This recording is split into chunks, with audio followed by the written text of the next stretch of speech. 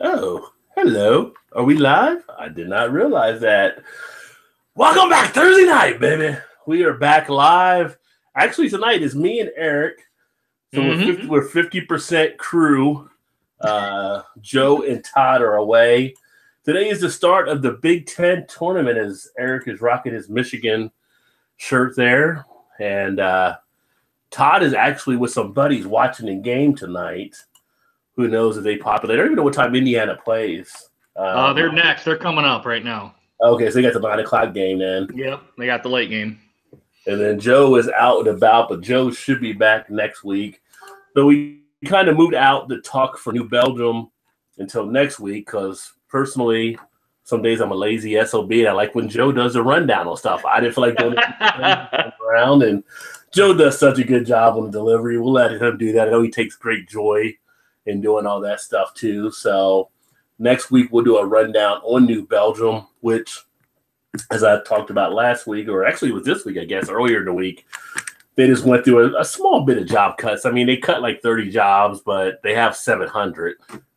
So it's not like, I guess you could say it's a huge number, but it's one of those things that were noticed out there. But New Belgium makes some good beers. But we're just going to kind of kick back tonight, drink some beers, talk about some beer news, take any questions you guys may have, and of course, read some of your funny comments. And I'm going to actually start off with a Boulevard Single Wide IPA. Nice. So Boulevard out of Missouri. I'm not going to get too hammered. I mean, this is only 5.7 ABV, so it's pretty easy going. Grab some beer. I already did a review on this one out there, so if you want to see the review on this one, you can actually see it under the videos for the beer reviews. I did that, I think, last year. Was it last year or the year before? So, and Eric, what are you drinking over there? I'm doing an old standby today. This is the Founders Porter. Nice. Comes in at 6.5% ABV and 45 IBUs, which is right back here on the label. And December 11th of 17 is when this was done. So that one's it doesn't have. They don't put the expiration. They just put it on the day that it was actually created, though. So yeah, bottled on. But it's a porter, so you definitely got some time there. So yeah, no big rush on that. And I don't know if you saw the beer news I did yesterday. I've kind of created a new schedule for the channel for anybody watching out there, just so you're aware. So I'm trying to get more organized on stuff, and as Eric can attest to, when you got other stuff like a job, it makes it a little hard to keep up with some of the YouTube stuff. So going forward, if you're watching the channel, which you are, because I see some viewers, and thanks for tuning in tonight, Monday and Wednesday will be nights I will release the Quickie beer news, and then Tuesday, Friday, Saturday, and Sunday will be beer reviews, and then Thursday nights will be like the beer flow or the beer hangout like we're doing. So all the other shows will be released at 9:30 Eastern. We usually start this one at about 8:45, and then we go for an hour or two, depending on the crowd, depending on the comments, depending on what we're talking about. So just so you're aware out there, if you see some of the new things in the channel, I want to try to get a schedule put together so people know when to expect and what to check out and what I'm doing. And I'll probably drop in some other things over the course of the time. I know for a while I did some things on hops that a lot of people like, the hop series. I was doing like the Minute Hop Buzz. So I'm going to get back and drop some more of those out there, especially for some of the home brewing people that are watching the channel and friends that I talk with along those lines, kind of going into a little more deeper on stuff like that. And we'll add some malts and all different types of things in there. But as far as the regular programming, those will be the regular stuff, and other things will just happen as they go. And as far as with Eric, make sure you check out Eric's channel. Eric's got the two Eric and Lions fan, where he does sports. So that you're putting some more beer stuff on there again, it looks like, as well. Yeah. I'm kind of transitioning stuff back over to that channel. Yeah. And then with Eric's beer reviews, and Eric's probably doing like I was kind of doing, because I have the game channel. I did have the game channel. It's still out there, but you know what? With the whole change in YouTube, I'm like, I'm not even going to mess with it anymore. So that channel is going to actually go away. Last weekend, I had a little bit of fun playing some games, and I shared some video on this channel, and I'll do that at periodic times. But I'm going to mainly put the game channel just on Twitch. So that'll be on Twitch under Rod J. And then I'll share some other stuff over that. So if you like gaming and you like to hear about the beers while I'm gaming, you can always check out some of those videos too. And you gonna kick Dan's butt again? Dan hasn't played it again. Dan's trying to play soccer right now. He's playing FIFA 18, but He has not stepped up to get a match. I think he's getting his butt kicked there. I actually played Todd when Todd came out, so we had a little fun playing soccer. Actually, soccer and basketball and everything except Madden, I pretty much beat him in. But he's got me to Madden. I just hadn't played Madden so many years. I got to get back and do that. So I told him I'm not playing him again until I get to work on my skills and get the computer, get back up to my full Madden game. But like playing the FIFA 18, although lately on the gaming, Fortnite has been kind of a big game I've been playing. It's kind of an addicting game. Todd's playing it now. And even like over on Chris's channel on the 10th, he's got into it now. And it's just like one of these addicting, stupid games. You drop 100 people basically into a bottle pit. It's almost like you're all about to kill each other, and you have like a battle royal, try and take everybody out and have a good time doing it. So it's almost like Starcade in 85 with Dusty Rhodes. So there you go, a little crazy. But I need to crack my beer open here. And if you guys have any comments, feel free to throw some comments up there too. And then I'll try to keep an eye on it. Usually Joe is our perennial reader of the comments, and he usually stays on top of things. So we'll try to catch your stuff as you're actually putting things in there. Oh my goodness, a lot of smoke. Can you see that smoke coming out of here? That's like a Joe D. That was like, it was like a Joe D special. I'm trying to find your channel here. On Twitch? I got to go over to the other one. Are you on Twitch right now? No, I'm on YouTube. Oh, okay. Yeah, on YouTube, it was, and Chris always laughs, I kept changing the name on it, but on YouTube, it was OG Gaming at the latest thing. Oh, okay. It was OG and then space and then gaming. But on Twitch, it's just going to be Rod. It's just Rod J. I mean, it's almost like, why build it up on YouTube with all the stuff they're doing? It's almost like a waste to actually get involved doing it. So this is actually a really nice smelling beer. I've not had this beer in a while, and I can already get the hops coming off. Not even looking to smell, and I'm getting the pine just already blowing up from the aroma. Get some of that grapefruit there. So I like Boulevard beers. I mentioned with the Uental CEO leaving to go to Maine Beer Company now, that he used to spend time building up Boulevard before he went to Uental. So they got a pretty good line of beers. You get those in Michigan where you're at? Yeah, we get a couple of them. Not a lot of variety. Although I haven't been to the, I'll admit I haven't been to the beer shop in a while because I got beers from you, beers from Joe, and beers from Todd. So I haven't been to the beer store in a while. Well, that's the funny thing. I've got the beers in the cellar and in the fridge that I'm doing the reviews on. And you've seen how many beers I got here, like in the video and stuff. So, but I still had to go out to buy beers for this show that I'm not going to do a review on. So I grabbed some beers I have reviewed in the past that I wasn't going to do a review on. So I, like I said, 2 of the single wide IPAs and 1 of the hoppy wheats. Yeah. And then I just picked up for next week. So I picked up 3 of the New Belgium beers. So I think I got the Juicy Haze for next week, which is actually a decent beer from them. And then I've got the, I want to say it was one of the Ranger, 8-hop Ranger maybe. And then I've got another one of the Ranger series too. So they're all 3 Rangers that I've got for New Belgium for next week. Mm-hmm. The funny thing about New Belgium, I'm not a huge Fat Tire fan. Really? Fat Tire for me is like okay, but it's not great. Doesn't knock me back. It's kind of just like, you know. It's, I would agree. Good. I mean, I would say like it's but it's kind of like it's what you would expect to get for that beer. Like if I put a rating on it, I put like probably like a 77, 78 or whatever. It doesn't really do anything much for me, but it's not a terrible beer. It's just it's there when I look at it. I would agree with that. Yeah. But the other beers, and one of their beers I really like is one of their dark lagers. I don't say it's like the 1511. I can't remember the numbers are 14 something, but it's really actually a good one too. That's a seasonal. But looking at some of the comments, Hillbilly's in the house. He says, "What's up, fellas?" Drunken One says, "I'm here too." He says, "What's up, Jen? Hi there, Bill Hilly." Malton in Montreal, what up? Roddy Peeper. Hillbilly, hey, Drunken One, what's up? Malton, Montreal. Hey, Eric, Drunken, and Hillbilly. And Hillbilly, what's up? Malted, Drunken One. I got some Founders Dirty Bastard, yum. Malted, reviews and shit. Hillbilly, same here. I don't know if it's same here for Founders Dirty Bastard or reviews and shit. Drunken One, que pasa so, Swami?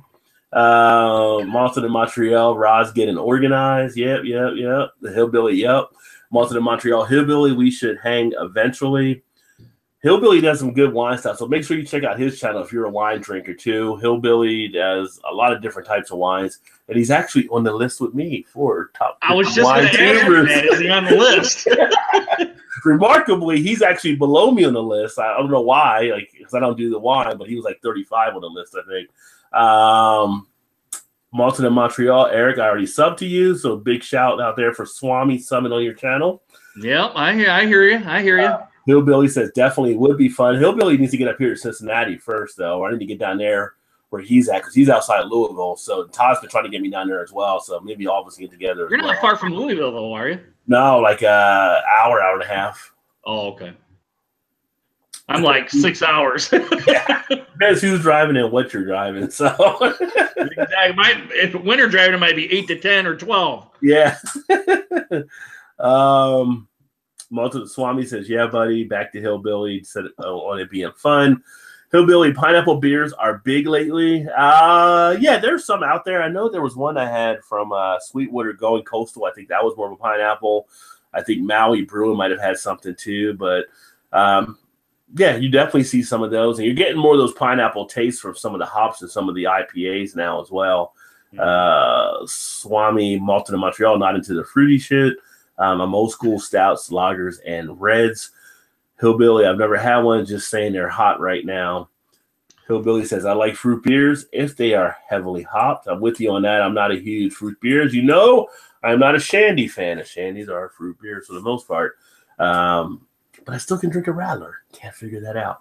Anyway, Drunken One says, Eric drank Miller Lite. So he revisited Miller Lite earlier tonight. Why did you revisit Miller Lite, by the way? It's my favorite go-to lager, man. But do you need to revisit it, though, after you've had it? I thought it was try to get views back on the channel is more or less what it was. All right, just say you're working the system. That's all. Yeah, working the system. Yeah, because that's one of my my top 5 is Miller Lite. I know another reviewer that likes to revisit a lot of beers.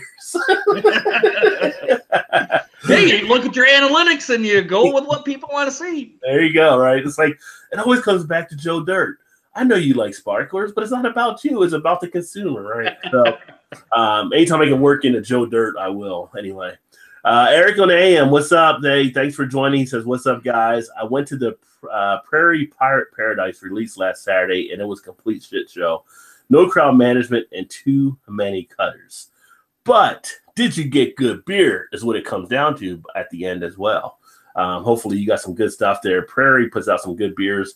We're getting a little bit more of them now in the area, but not as many as I would like to get. So Prairie Artisanal Ales does one hell of a job.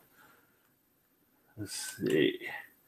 And as far as some of the beer news, so today, because my day job actually involves working with the markets.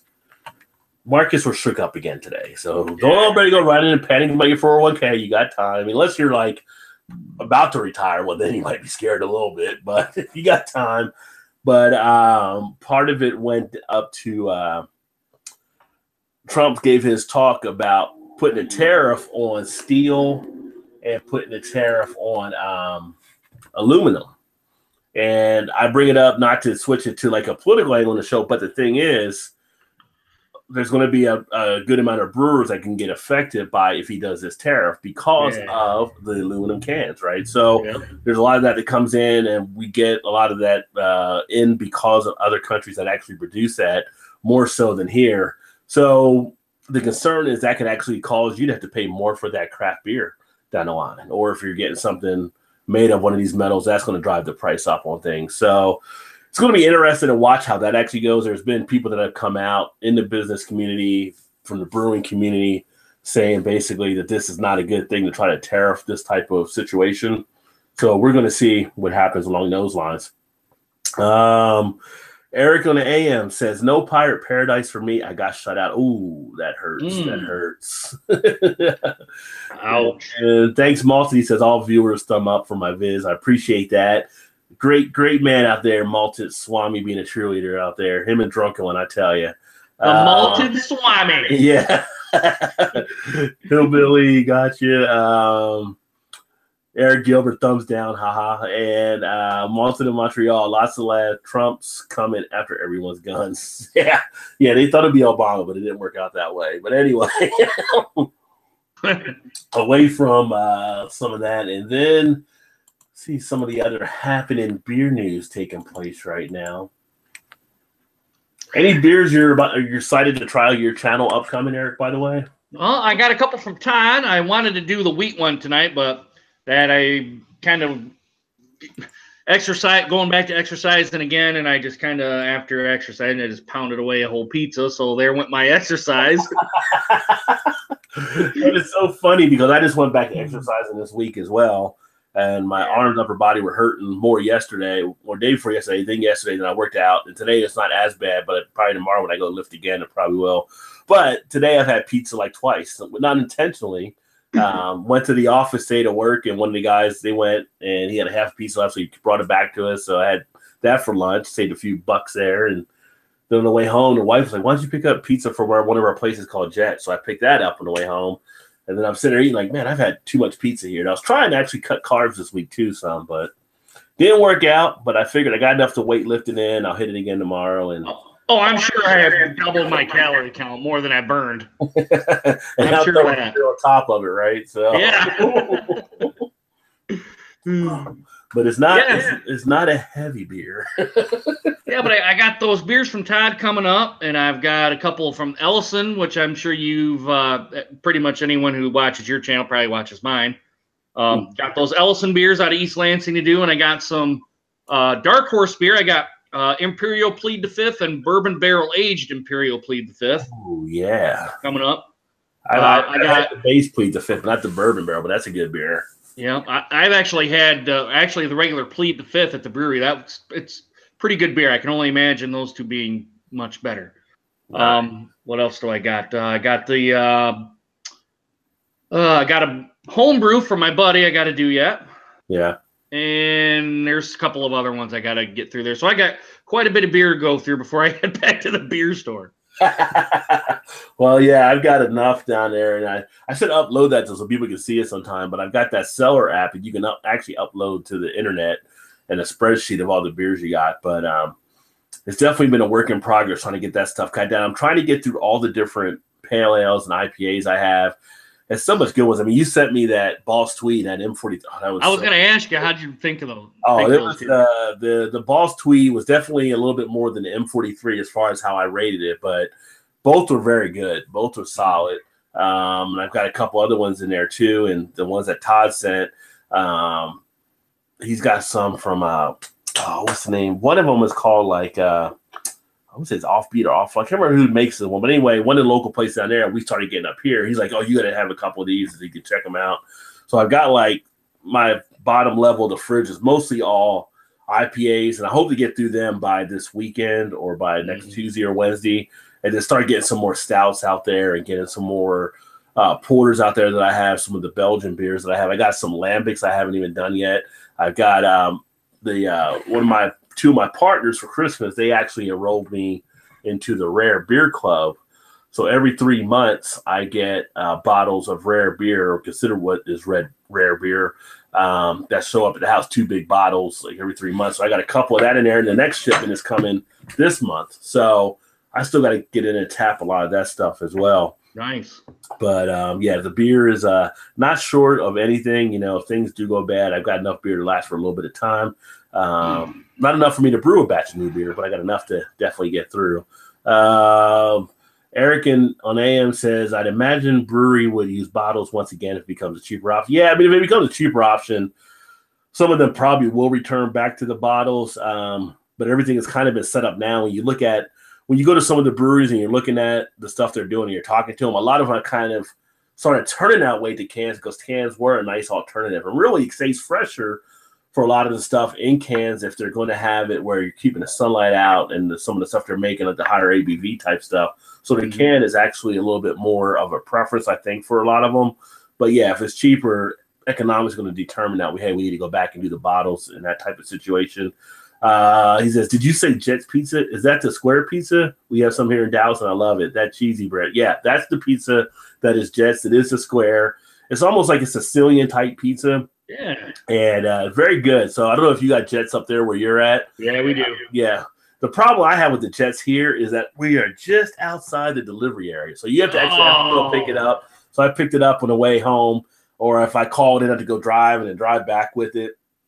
We're probably about 2 miles outside of where the Ezra delivery zone is. So, but it's definitely good stuff. And we have a few other like nice little local pizzerias around us.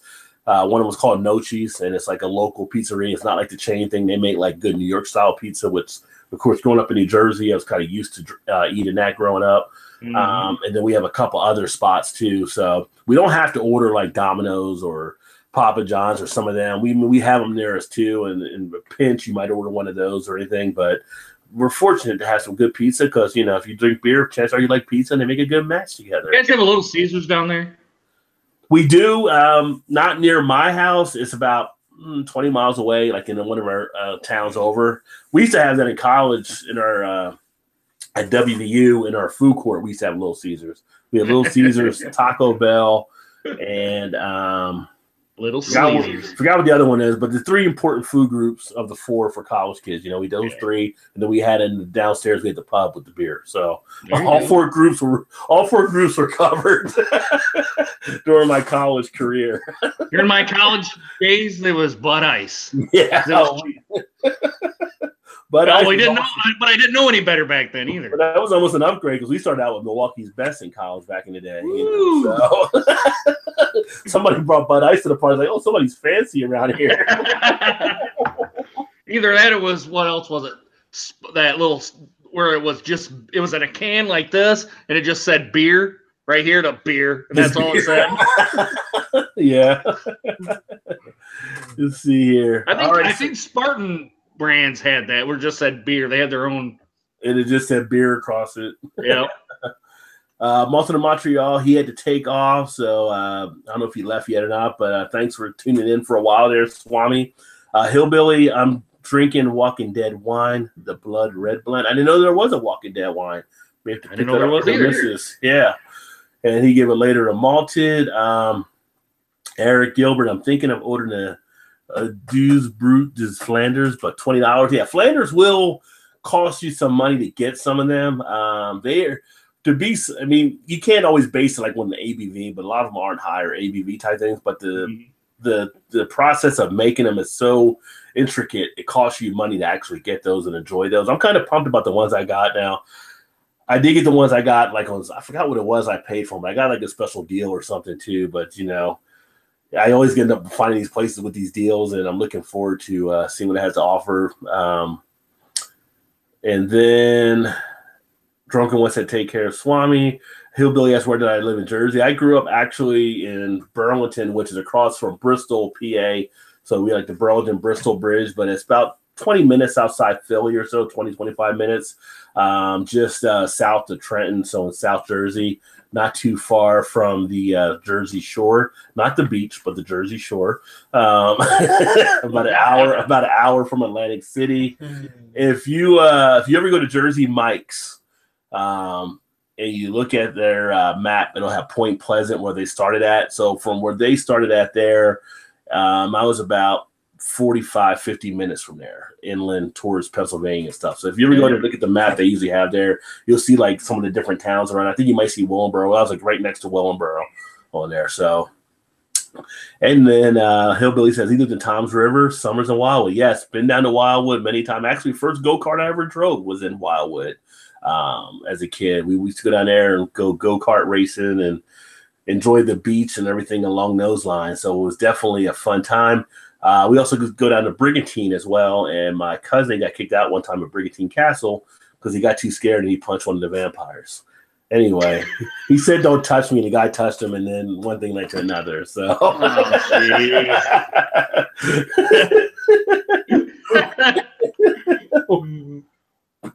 and then Hillbilly said later moved to Cherry Hill, which Cherry Hill spent a lot of time there. Cherry Hill Mall was pretty popular.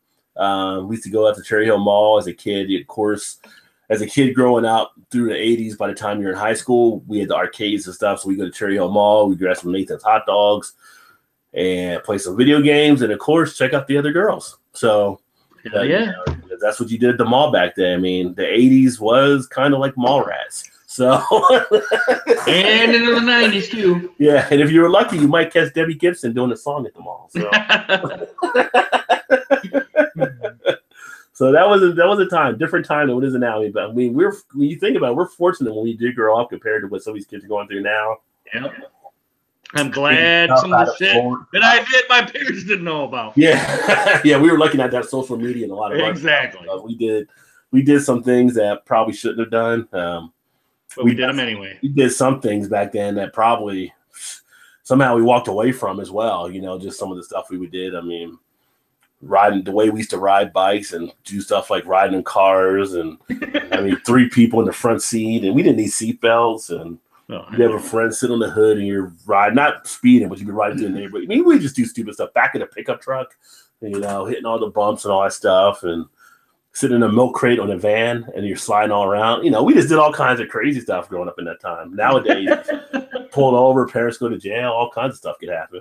Me and my buddy get a 12-pack of beer and we go down a bunch of the back roads and just booze. We call it booze cruising. Yeah. But don't do it now. No, you can't do it now. Do not do that now. One of the funniest things we did, we used to, when I was in high school, we used to all get together like out in one of these, say like fields or whatever. But we used to go to like where it's old abandoned house wood, and we would basically climb on from the outside up to the roof to drink on top of the roof and everything. And it was not the safest thing to do. And like sometime one of the guys grabbed one of the shutters to do it because you're on the outside and you were kind of skirting across. And the shutter almost came off, and it was just like, that was scary. And then we just kept shimmying across. Like, holy crap, I keep on going. You didn't realize in the 80s, we'd have parties and people would drink and do other things. And all of a sudden, by like midnight, we're all sitting around watching Faces of Death too. So the fear of dying wasn't as high of a fear for us back in the 80s. Like, we've seen all these other things happen. And so if you're not in one of those things, you're not going to die that bad. No. Hell, we go, me and my buddies, we go drag racing and street racing and do all that stupid, all that dumb shit as we do as kids. Teenage kids. Yeah, we didn't have a fear because we knew it wasn't our time. That was always our belief, right? But you'd always have something. It's not our time. Yeah. She's like, you just scared. Scared. Oh, I ain't scared. So I'm not scared. And you're a pussy. You're a pussy. And then we go out and do something. And it's like, I can't believe I did that. Then when you're done, like, dude, I can't believe you did that. Like, yeah, I was committed to get it done. Yeah.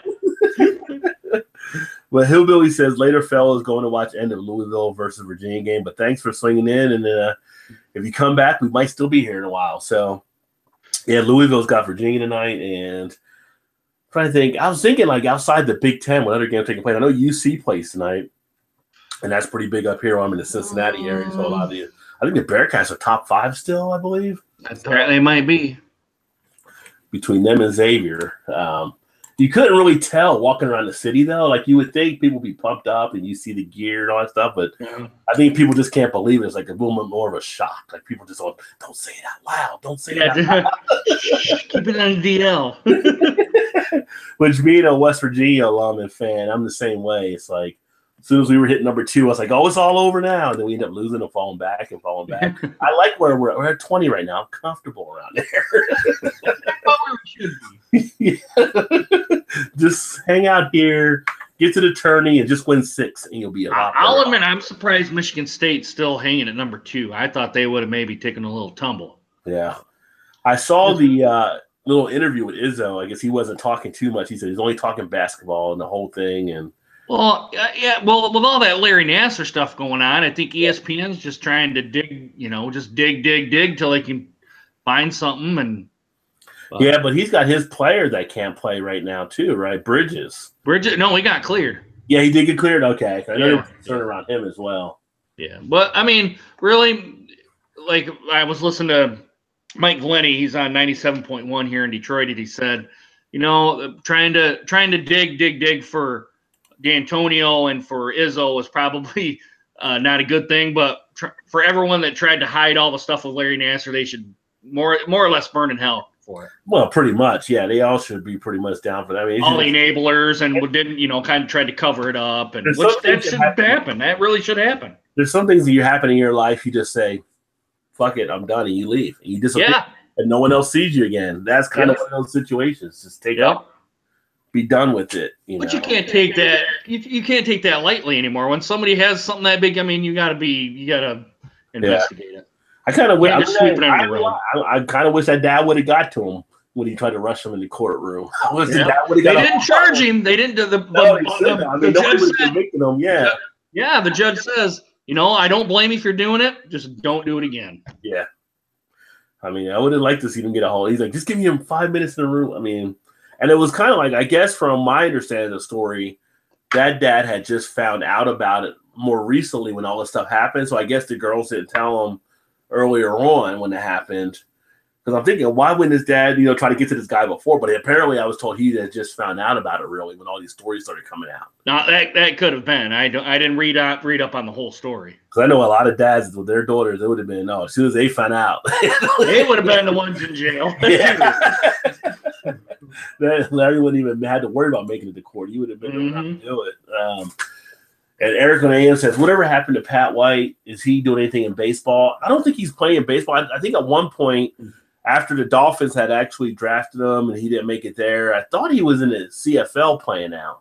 I haven't watched the CFL in a while, but he was up there for a little bit of time, I know, playing some ball too. So I'm not sure. He was kind of a weird position for him to be a quarterback because he was like an in-betweener.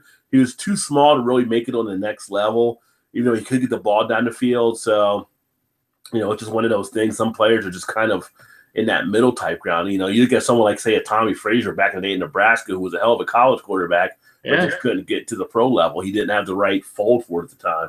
Look, some of them go to the CFL and they have damn good careers in the CFL. Yeah. The one big mistake of the NFL that CFL capitalized on, he came back later on, and of course he was a great player, was Warren Moon. Like if Warren Moon would have been in the NFL from the beginning, he would have definitely been up there as far as the record probably for passing yards. I mean, he lost a good amount of his early years just because he could actually throw that. They just didn't want to take him as a quarterback, but he could throw the ball. He would have been awesome. But Warren Moon is at Houston Oilers back in the day. It was kind of cool seeing him come out with that. Yeah. Mm-hmm. Oh, man. Drunken One says, I am so glad I've got boy kids. So, yeah. I don't think any dad wants to think about anything happening to their daughter, somebody coming home and, something like that happening. But even some of the boys nowadays, you got to watch out how they do. Sometimes they get themselves in trouble. Yeah, sometimes. Let's see. We were all there. We know. Yeah. Yeah. We were in a lot of places as a young boys. Yeah. Nothing like waiting to see if your girlfriend's friend showed up. Yeah.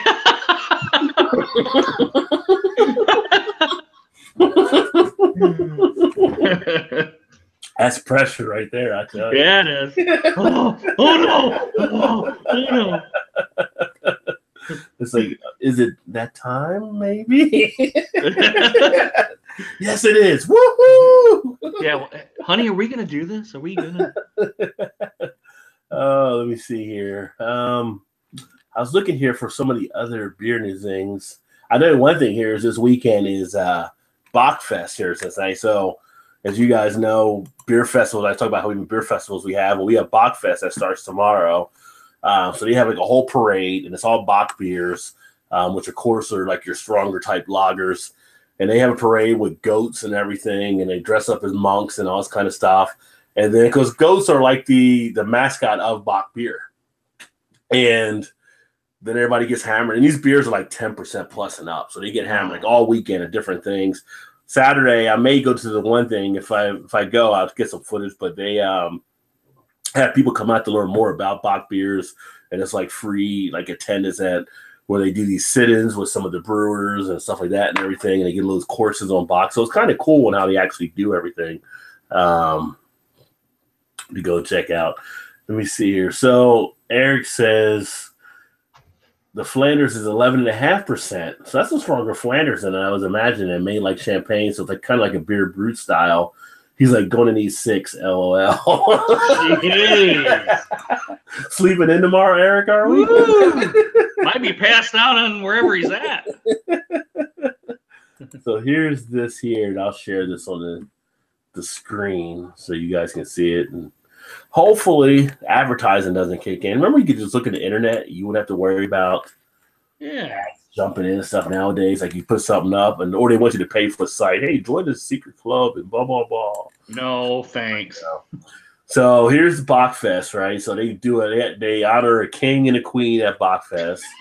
They get the little crowns and stuff there. You see the little goat logo right there on the bottle of the beer, the flower thing. And then scroll this down. So what is Bachfest? And Huda Pool is one of our breweries here, one of the older breweries, organized it first back in '93, celebrating the German beer heritage and introduced the Christian Moerlein Bach style beer. So it goes in talking about the festival. They kick off, they do the parade, and then they go to the tap rooms and all these different things. And the cool thing is, like you see this here, we actually have a streetcar now in Cincinnati. And the streetcar Bachfest thing. So basically, the streetcar will run a route all around. You just get off at different stops and go into different places. You don't have to worry about driving like that. Come back to where you started or wherever you need to go from, call an Uber and all that kind of stuff. So cool. You kind of get it set up, and you see these little go things, and all these go things are different spots where they have different things taking place. So kind of cool. Here's your specialty beer tap-ins. And you have 13 Below, one of our newer breweries. They're traditional Bach, 50 West, Fretboard. That's another new brewery. Mad Tree, Bacavelli, March 1st. March 1st, another one that's new. Paradise Platform, which is the one out of Cleveland. They're getting a tasting room here in Cincinnati, so that'll be kind of cool. You have Ryan Guys and the like Samuel Adams to the West Side Traditional, and these are all different type of events and stuff. So kind of cool along those lines, and that'll go like Friday through like Sunday even. So all weekend, different events on different days. So it's a good time to get out and see a lot of it. The thing that sucks is I have to actually work Saturday morning. So I'm not going out tomorrow night, but I might go after work Saturday. Cool. See some of the stuff they're having. Eric on AM says, I just heard Shiner is going to release a barrel-aged Texas warmer. I never would have guessed they get into that game. That is interesting. That's something that Drunken One might actually see down there before we he'll see that in Texas. But Drunken One, if you happen to see that, you'll have to let us know. Although we do get Shiner beers showing up now. I don't think we get their full line. I think we get a few, and we're about to have, I think it's next week, is when Yuengling hits Kentucky.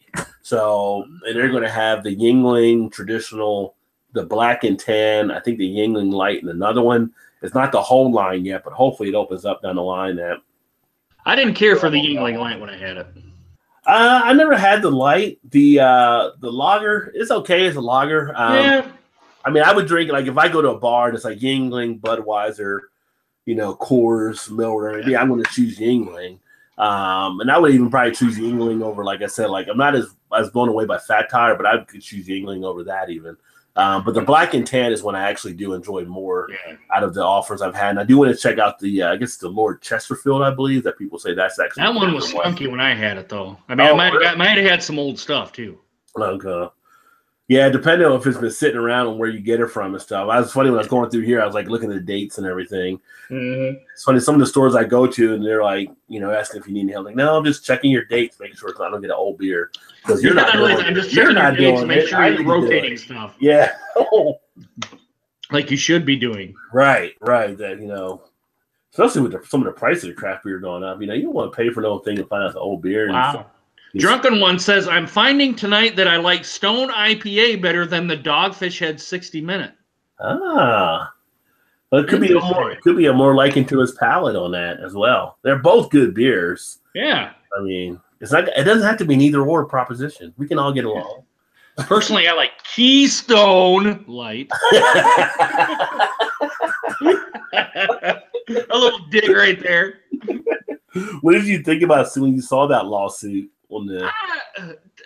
To me, I don't really have an axe to grind with either one. I was just, how I look at it is they kind of promoted that the stone, like with the Keith Stone and all that sort of stuff. So to bring it up now, I guess to me is like, why they've had it for since 8 years, 9 years, whenever that's, and now all of a sudden they have a problem with it. I mean, come on. Well, they said they thought people might they were saying they don't want people confused because the logo. I guess they put the stone that much bigger. Like you're not going to mistakenly get a Keystone and think it's an actual stone. Right, that's exactly it. You have to be like the most basic of a novice getting into craft beer and stuff to think that mistake. But there's people get defensive around their logos, around their. And I understand they have to protect their brand and all that. I totally get that, but that's kind of a little bit of a far-fetched thing, I think. Yeah. But that's just me. And then let's see, Drunken One says, "Ew, Keystone Light, stop it." Arrogant Name, is there such a thing as just Keystone, and does Natural Light have just a natural offering? Question mark. Well, if they did, it's no more. I mean, because Natty Light's gone, right? No, Natty Light's still around. Okay. They got the Natural Light, they got Natural Ice, and then they got the Natty Daddy. Well, you said there's no more. So there's just regular Keystone you're saying you don't see anywhere. Yeah. Well, I think the only place you can get it is in Colorado. Huh. Well, interesting. Miller Coors is now speaking out against Trump's new tariff. So that just came out a few hours ago. They're not happy with the comments that were made as well and how it can affect them because they do all their stuff. I mean, you can get some bottles, you get 32-ounce bottles sometimes or a 40 from them, but most of their stuff is cans that they're dealing with. Yeah. And I mean, it would be maybe a good time to maybe collaborate with the craft beer industry and Miller Coors and Molson Coors and AB InBev and them and say, hey, what. For that, especially for the aluminum tariff, I think is one of them that he said he was going to do, or just maybe it might be just metals altogether. I don't really quite know every nuance about that. Well, it was looking at the aluminum and other metals that were being brought in from outside the industry. So he wants to revitalize aluminum and steel, he was saying, in the country. So now, do you think if that were going to affect you, not to get political or anything, but if you were to put that in place, you think it would help the steel industry and the metal industry or not? Depending on what cost controls and everything. I mean, here's the thing. We're getting from other countries that are actually a little more cheaper because they can pay them a lower price for their cost of living versus ours. It's kind of like people say they're upset with immigrants. They say you're taking jobs away from us. Well, you're an American. Chances are you're not getting out in the field and trying to pull produce or do some of these other things that a lot of immigrant workers are doing. Yeah. And their cost of living is lower because of how they live their lifestyle, that they can afford to do that. So to think they're actually taking your job, they're really not doing that. It's kind of like to put this tariff on stuff. It's kind of like, is it going to be cheaper to make it here now, or is it going to be better still to go under that? No, because even if we did that tariff, I mean, the company's going to weigh their options on how they want to handle it. So it's all interesting how all the economics are being done, but I haven't seen any of his economic advisors coming out really back, and it's been more him out there talking about it. So and I saw like a thing where Steve Mnuchin was at some event, I think it was at Berkeley or whatever, and crowd started booing him and saying some stuff, and there was some video that came out so he asked him not to please share that or whatever. So I don't know, it was weird. It's just the whole thing is weird. I mean, again, not to get into the politics, but 16 people. In your first, I've never seen a presidency lose 16 people like within a year. I mean, despite whoever may have screwed up and did well, I mean, I don't know. It's just weird. It's just kind of interesting. But anyway, don't want to get everybody all riled up with the politics. Now, is that the same Beer 30 that we used to see? Beer 30. We haven't seen them like for ages. It's good. Yeah, where the hell you been, dude? He says he's working right now. You're drinking. I need some Toast Super Jelly over here. Where's your Miller High Life there, buddy? And Drunken One said, Beer 30, LOL. Sorry about your luck, bro. Eric Gilbert, Keystone doesn't taste anything. Just crush them and shoot squirrels. Tyler Finkbeiner, that's very well put, Rod, about the immigrant thing. Thank you, sir. I appreciate that. We were going to get really heavy political, but again, if it comes up, we'll talk about it. The whole thing here. If you got questions or stuff you want to voice out there, feel free. I don't really have usually a night where I'm taking questions and stuff too. So if there's questions, usually people don't throw people in the comments don't usually throw questions toward us or you or me or anybody that's on the panel. You don't have our regular trolls that usually come in and just exactly. I think because Joe's not here, people don't know how to troll without Joe being here. So Joe usually takes the full blood of most things. I finally got my ISP stuff resolved. Finally, I called him and I go, "Hey, I know I was gone in England. I know I had a late fee, but I thought my internet would be turned on by now. Yeah. Well, sir, we see that your internet's working. I'm like, it hadn't been working since I left it. In the morning, it still wasn't working. Yeah. So I came back home and I go, I wonder if unplugging it and plug it back in would be, because, you know, the Windows reboot. Yeah. That's That's usually the first thing they tell you, to try to unplug it and plug it back in. Yeah. They didn't tell me anything like that, which I should have known, but anyway. Yeah, it's it's funny because you were going through the whole thing with the cable cut. I remember one time when I had cable, this was before it got more competitive, and I was pissed about something, and I was like, I was kind of like, bro, man, I wish I could quit you or something. You know, it was kind of like, yeah, I can't have you. And they're like, well, you can. There's other competitors too. Like, no, there's not. There is not. Do you understand what the word monopoly means? You're the only one. That there's no other cable company. And he's like, I guess you're right. I guess we are the only one. Like this was before, like, really, you had DirecTV in there, and you had, like, here we have DirecTV, we have our cable company, which is now Spectrum, which used to be Time Warner, which we used to have Insight, but they bought them, and Time Warner sucked. So I was not going to get Spectrum. But then we have Cincinnati Bell, who does Fioptics TV, so we have another option there. So we have 3 different options along those lines, and before it was just one, and you were stuck. And, you know, and if something went out, you wait for the guy to come out there and do the repair or whatever, and it's just kind of like, you know, they give you that window 8 to 12 or whatever. It's like, dude, you guys just take advantage of everybody. But now, with more competition, they do seem to go a little bit better. Yeah. Let's see. Weekend Brewer, with the increase in auto percentage, aluminum, the biggest supplier to the U.S. auto is international. So, yeah, so we're getting a lot of that from overseas. And Tyler said, just signed on, but have you talked or seen the arrogant bastard issue? No, I have not seen that. If you want to mention on what's going on there, I'll see if I can find it, Tyler, to see what's going on with the arrogant bastard as well. Let's see if I can find that here. Something big happen, or? I don't know. Let's see. Let's see what's happening. Well, Todd should be jumping for joy. Indiana's way up on Rutgers. Oh, that's who they're playing, is Rutgers? Yeah. Is Rutgers got a good team this year? I can't. They're 14th seeded, so I can't imagine they're too good. They used to be, you know, not bad at basketball. Seems like since Maryland and Rutgers have joined the Big Ten, their programs have gone downhill. I don't know why, but is the craft beer maker claims Miller Coors produces its name. Let me see here. Uh-oh. This was from February 14th. In a feisty lawsuit fitting the maker of Arrogant Bastard Ale, Stone Brewing claims Miller Coors is piggy. Oh, that's a Stone trademark thing. Is that what you're talking about, Tyler? The Stone? We did talk about Arrogant Bastard. Yeah. Well, Arrogant Bastard is a subsidiary of Stone. Oh, okay. But it's really still Stone. It's kind of a tricky thing on how they actually set that up. But that goes back to the whole Miller Coors thing as well.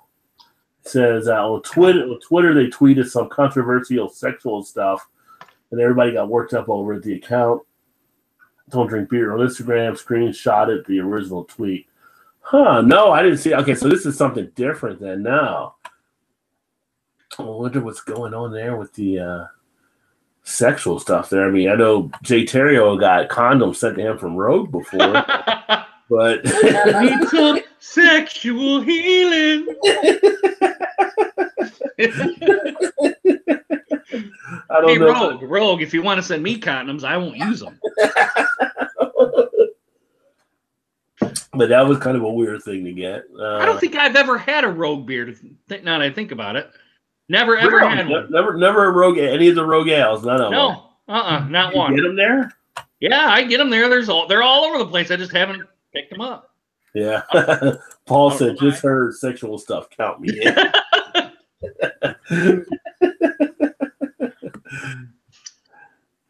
Yeah, the Rogue ales, they're okay. I mean, it depends on different stuff. I mean, I find for the most part they're okay. There's some that I hear and miss. I mean, I just did the review on the Sriracha Stout they had. Why you wouldn't put Sriracha with the beer, I don't know. I mean, they did it, and it wasn't fully terrible, but it was just kind of a unique, interesting type feel. Something definitely different.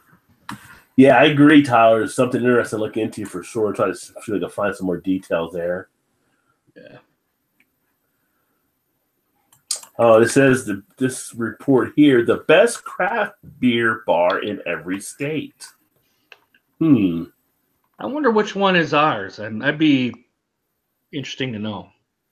Yeah. I've been to Founders. That's nice. Old Nation's pretty nice. I will give them credit. They had a nice bar and grill there. Yeah. Where else did we go? Lansing Brewing, which is just right up here in Lansing, Michigan. I'm sure people know where the capital's at, but I live about like 10 miles from there. Lansing Brewing has a nice, tap room and kind of a bar and grill type thing. I think this weekend we're going to go to Bell's. We're going to go to Boatyard, which is a little small up and coming brewery. Yeah, that's the one you just sent me, was the Boatyard one. Yeah, we're going to go there, and we're going to go to Dark Horse. I did do the Boatyard, which I'll have to upload that review. I did drink that one. I just did the Perrin one. What did you think of the Perrin beers? I haven't had the two I sent you guys, like the cherry and the blackberry. Yeah. Todd said that the blackberry kind of tasted like Kool-Aid. That's what I would say as well. It does not feel like an IPA at all. It's more like a fruity wheat ale. Oh, okay. But they have IPA on there, so you'll see it on the review. No spoilers, no spoilers. Yeah. You'll see it. You'll see it on the review when I got it. It was different. I mean, not what I was expecting, not for what I would expect for an IPA, but I think someone that likes fruit ales would actually like that one. Now, Joe said for the cherry, he said it was kind of medicinal, or however you pronounce that. Oh, medicinal. Yeah, medicinal. Yep. Yeah. Let's see. So in Kentucky, it says the best craft beer bar is at the Holy Grail in Louisville, Kentucky. I wonder if Todd's been there. I'll have to check with him to see. Let's take a look at Michigan, see what they got for Michigan. Brown Iron Brew House, Washington Township, Michigan. Washington Town. I'll have to look that up. Yeah, they're saying this is the best little. I'll show a picture of it here. Looks kind of cool. It's a relaxing place. Doing out some brewskis. I'll be going up way up north in June. Yeah, wow. Yeah, so that's a nice little spot there.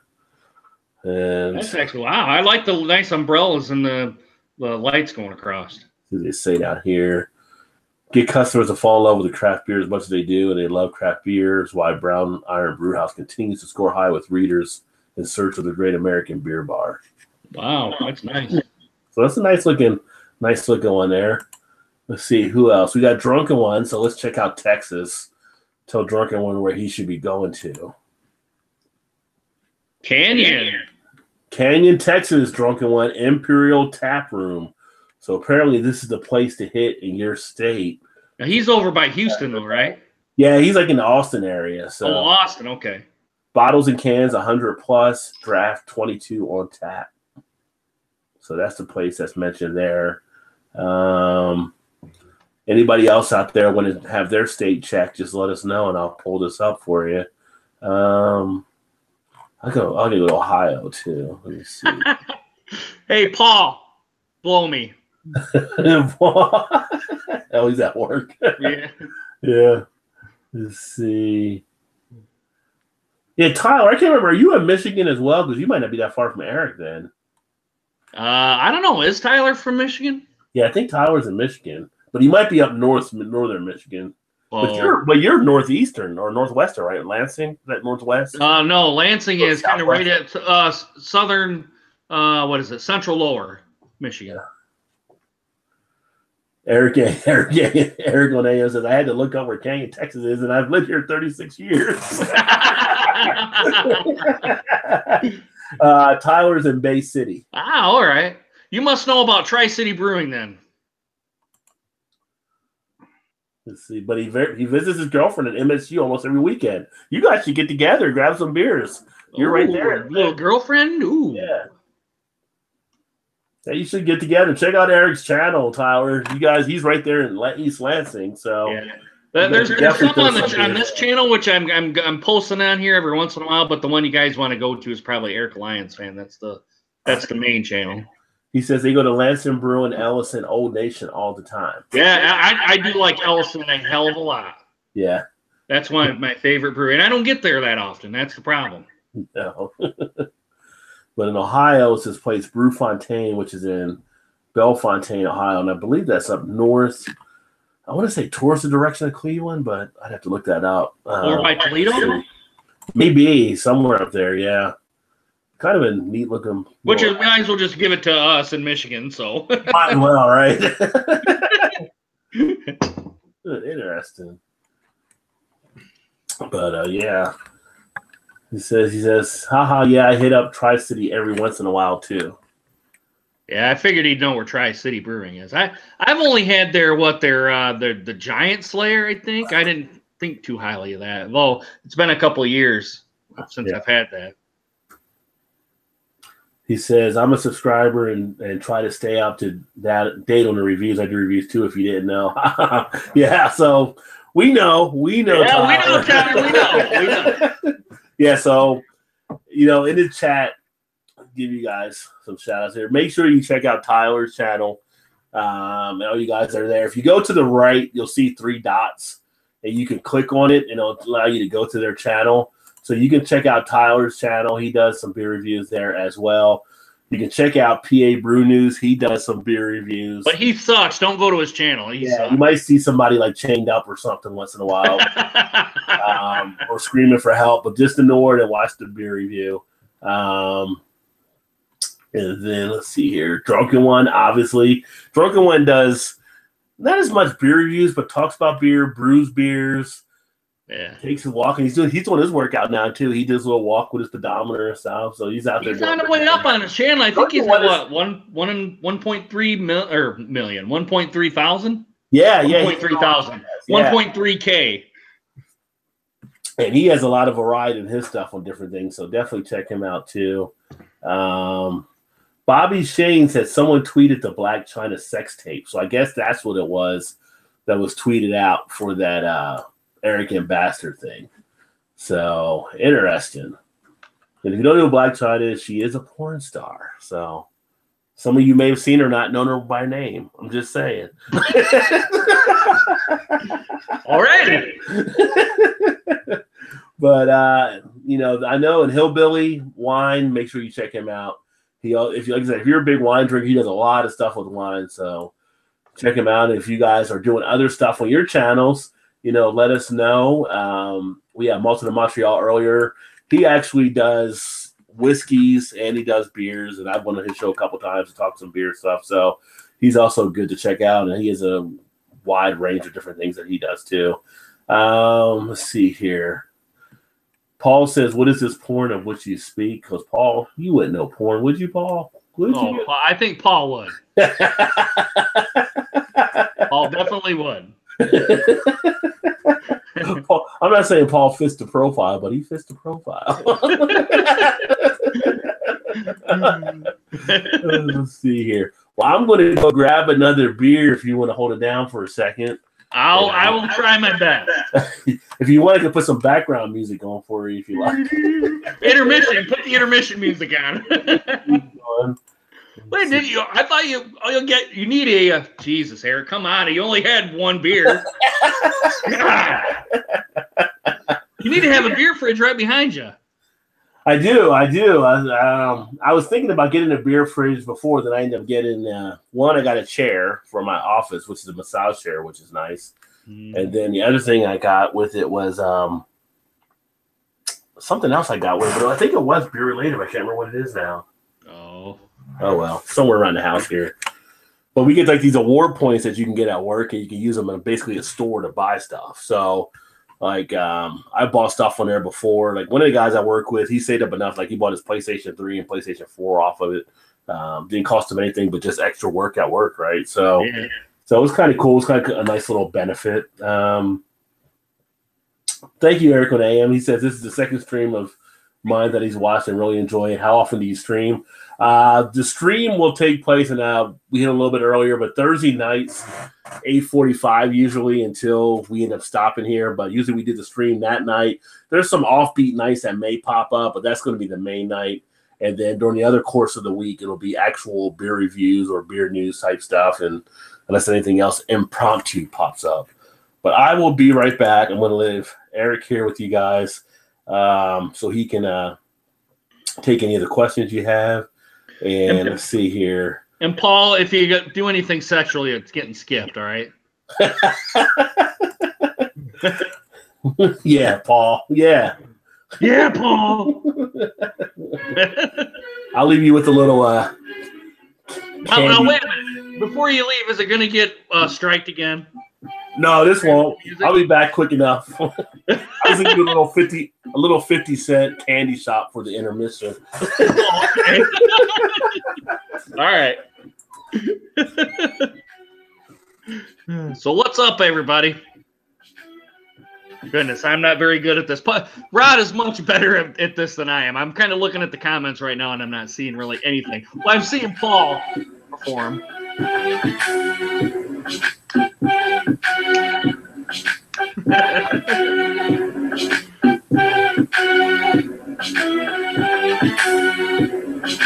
Check out the Manchester. What's up? Okay, Paul. Yeah, Tyler, I subbed at you quite a few. Goodness, I think it was about a year ago, I think is what it was. See, that didn't take too long. Paul, nobody wants to see that, buddy. Nobody wants to see that.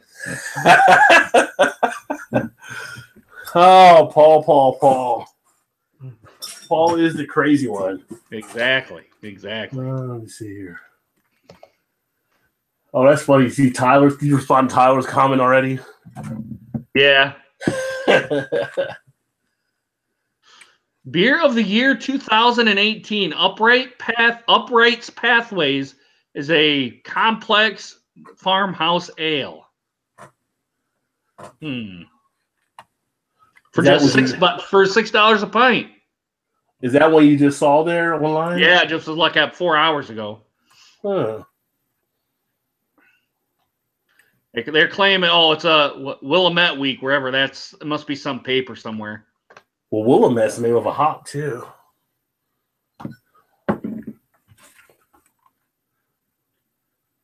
Which beer review channels do you watch on YouTube? Eric is saying that. Oh, he's asking that right there. Yeah. Well, you want to go first, or? Yeah, I watch DJ Brew News. I watch Joe D. I watch Rod. Who else do I watch? I watch Jay every once in a while. I mean, he has so many videos out there. I mean, it's hard not to. Right. Who else do I watch quite a bit? Goodness, they're escaping me right now. Special K, those guys. Oh yeah, they're down Southern Kentucky for me. Yeah. Who else? That's pretty. I mean, if Thomas Metal 75 when he uploads, obviously, I watch him. Right. There's quite a bit of people I watch. I mean, a lot of them escape me right now, but those are the ones I remember. Let's see. Paul, I watch too. Paul, I watch. Harry, all the UK guys too. Yeah. So for me, I guess to say, I watch obviously Kemp beer reviews and Coolest Drinker, Dean's beer reviews. I like watching. Dean too, yeah. And then I watch DJ's BrewTube, Joe D, PA Brew News, of course Tyler as well. Drunken One, just to see what the hell he's doing at time. He's not always doing beer reviews, but yeah. Rampant Lion. Yeah, Rampant Lion. I forgot about him. Of course, yours, Eric Lions fan.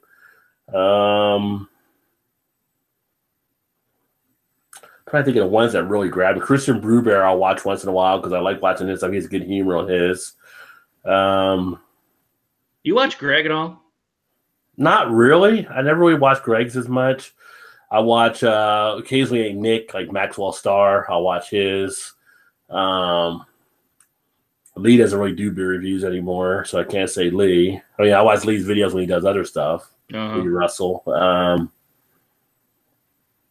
Who else do I watch? Darwin sometimes. Occasionally I'll watch Darwin's videos, Darwin's beer reviews. Sometimes I'll watch Red Beard just because Red Beard gets crazy on his. I watch more of his rage on the video games. I do the beer reviews, but I do watch some of his beer as well. I forget he does video games. I got to watch when he rages on those. Yeah. Trying to think who else. Occasionally I watch Jerry Fort, the beer review guy. Yeah. But he kind of goes off and does like chips and everything else, though, doesn't he? Yeah, he does. He does all kinds of stuff now. So, yeah. Holly's Happy Hour I used to watch, but she doesn't go on as much now. I don't know if she's really doing the videos anymore.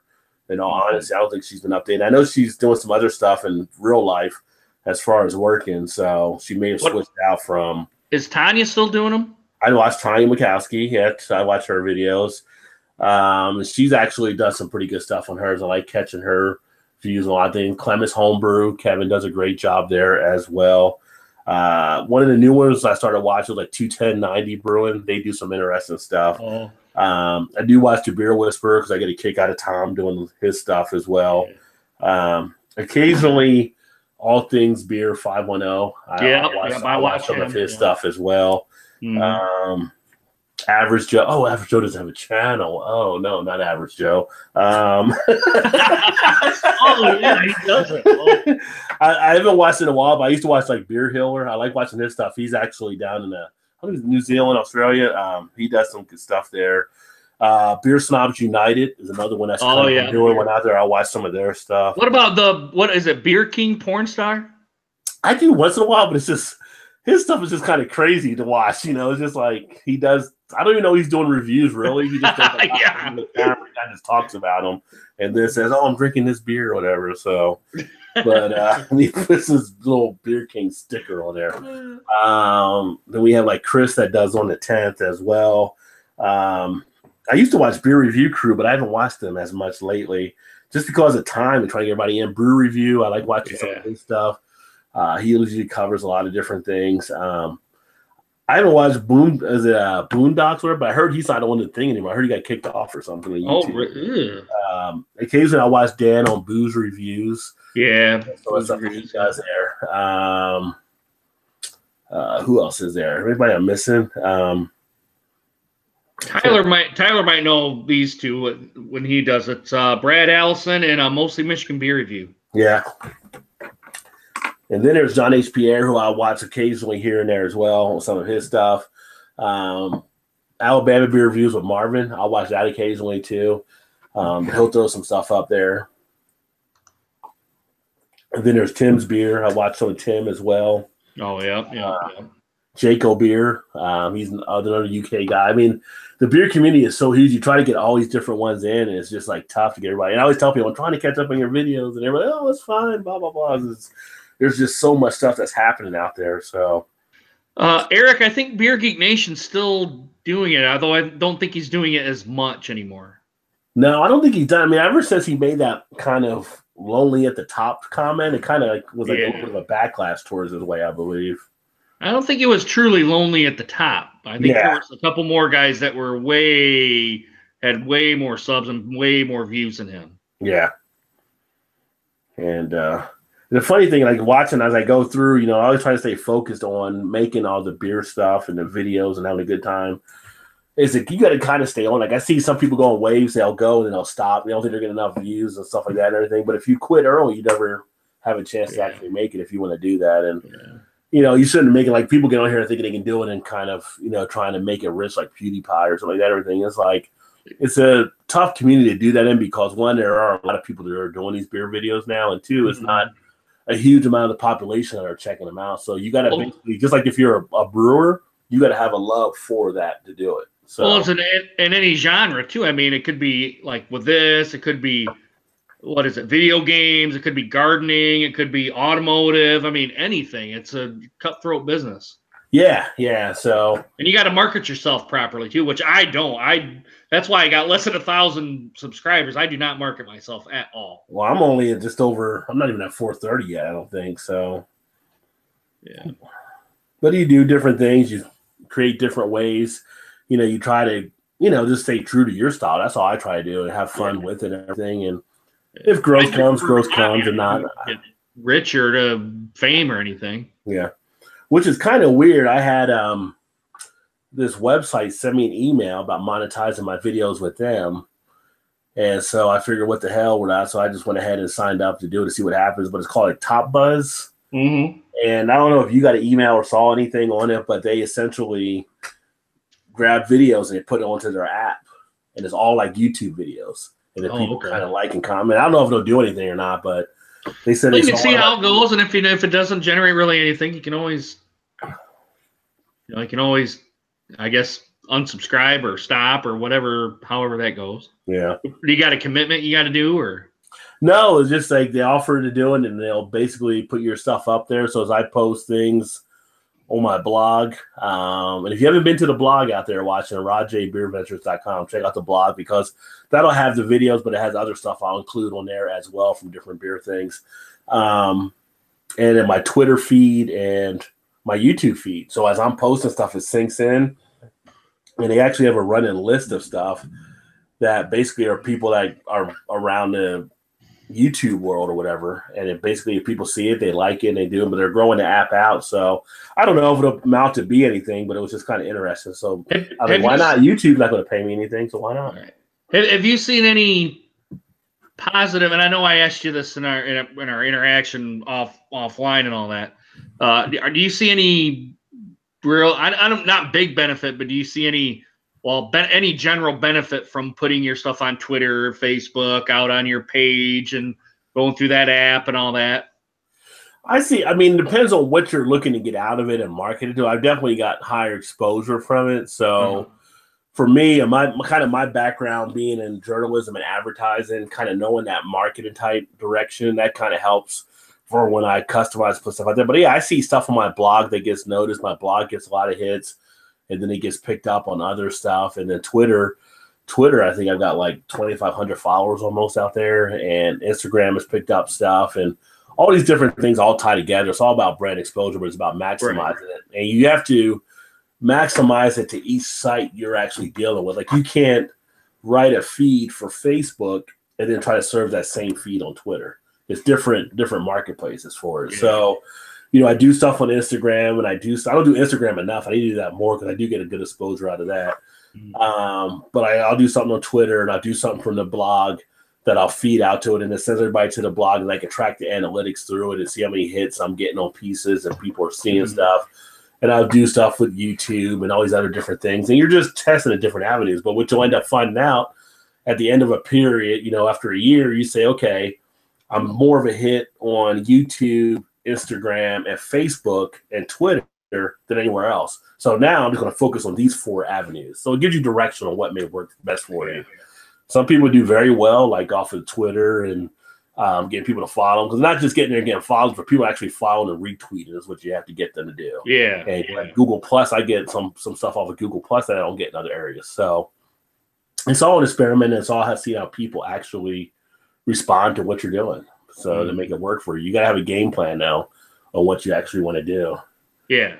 Which like I said, with me, I don't market myself at all, but I just let you go to YouTube, put it up, and done, and just on to the next video kind of stuff. I don't I've been starting to use social media to try to draw viewers in and all that, but Well, when you put it on YouTube, it's a matter of how you put it on YouTube, because if you're putting it on YouTube and you're not putting anything in your description, then that actually hurts your exposure as well. Because if you put stuff in the description, even if it was like a 2-paragraph, 1 paragraph, or something in there, when they send out the web crawlers, it'll pick up on that stuff, and it'll pick up on your keywords and knowing the keywords to actually use.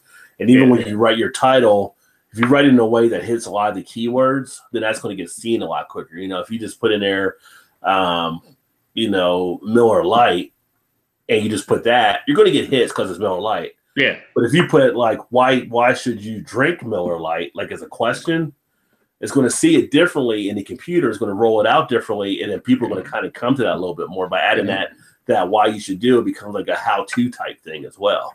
So there's different tricks you learn when you write for SEO to maximize things to actually increase your exposure. Like the biggest one for me was, goodness, now I got to pull it up here.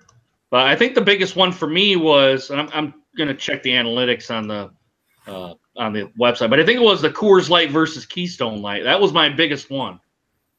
And how many views did you get on that one? Let me pull it up here. Shoot, I'm gonna go down. How do you? Well, while I'm doing that, how do you like the YouTube analytics stuff?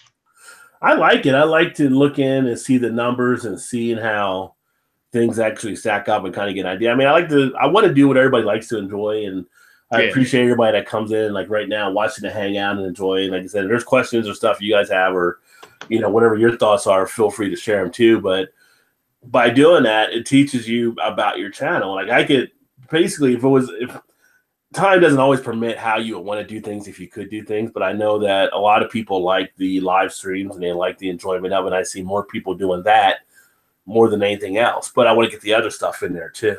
Yeah. See, as you can see right here where it says, can you guys, I'm sure you can see my screen, can't you? I can see your screen there. On my screen, I can just put a white border so it stays up there. Oh, because see right here, it says Keystone Light. There's 20, that's 2,200. It's within the last watch time, there was 2,200 minutes within the last 28 days. But over here, it says for the real-time views, it was the Miller Lite revisit, which I just, so there's the gravity shift from it. It does all this bunch of stuff here. Watch time minutes, average view duration, all that good stuff. I mean, you can go over here and see the comments, videos, all that stuff. And well, a good thing is part of your Keystone Light Versus, because it says Keystone Light Versus. Yeah, it's probably picking up the stuff from the people that are seeing the Keystone versus Stone as well. Yeah. So, and the Ice Beer Challenge here, that was the one where it had a bunch of verses in it. What was it? Bud Ice versus Natural Ice versus Bush Ice. That was that one. Yeah. So, I mean, it is what it is. I'm going to shut off the screen share if I can do it. There we go. Yeah, but the analytics basically tell the story of your channel. So,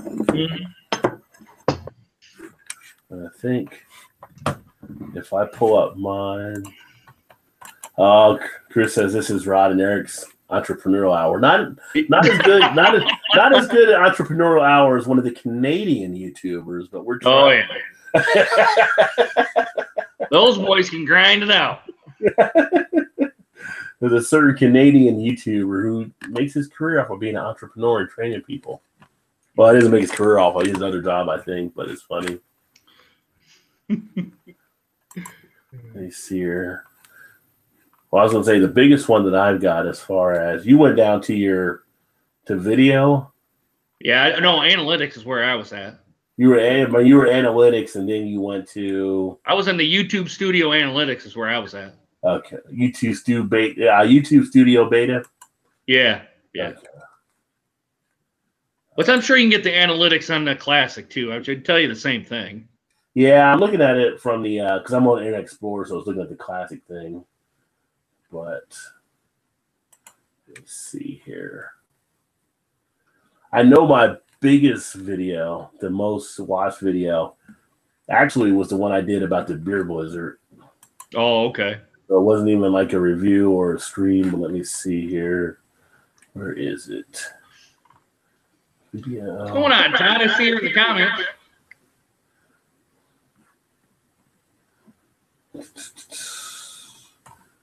See all time. Ooh, Rutgers ahead of Indiana by 1.5. I thought you said they were blowing them out. They were, but they must have came back. What the hell, Todd? I see her in the comments. What the hell's going on?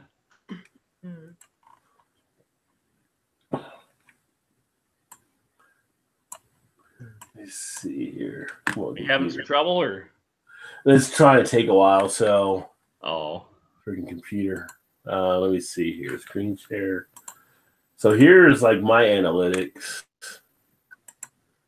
And so like this, what is the beer blizzard and how does it work?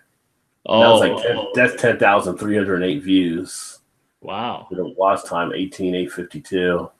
So that one had the most of everybody. Then after that, the views dropped down. I got some more that are bigger than that though. It's just sorting by watch time minutes. Okay. Oh, it goes by watch time minutes? Yeah. Well, that's what the first column was doing. So if I go to views. Oh, yeah. Because I think the second video, it's the Hofbrau Original, which actually overtook. It used to be the Sierra Nevada Harvest, but now Hofbrau Original has actually overtook that for the views and everything. But you look at if this is like over a lifetime. So since I started this channel, these are like the top 10 videos I've done. And apparently people like when I did Jim Beam, because the Jim Beam Vanilla actually is in that top 10. I did that a few months ago. So I might do some more liquor reviews on here too. When did you start your channel, by the way? It was March of 2015. I started mine back in goodness. I'd have to look. I mean, I took a little bit of time off and then I started back up again. It was like down to when I restarted, it was like down to 3 subscribers. I don't know why the 3 subscribers stuck around, but they believed in you. But that was way before I started doing the beer stuff. I think it takes a while to go through what you want to do. I mean, I go back and I look at the earlier videos when I first started the channel, and just like totally different than, you look at the stuff now, you can just tell the difference there. But Firestone, which I wish we got more Firestone Walker here. Apparently they're releasing 3 new beers. It said one of them is actually a blast from the past. So that really isn't a new beer, is it? If you're bringing it back from the blast from the past. Yeah, it's not. Yeah. So there's going to be the Firestone Walker Lager. Let's see here. The lager joins the release of Firestone's first canned nitro beer, Nitro Maryland Milk Stout. So Nitro Maryland Milk Stout's one of their releases there, and that'll be in a can. What's the other one?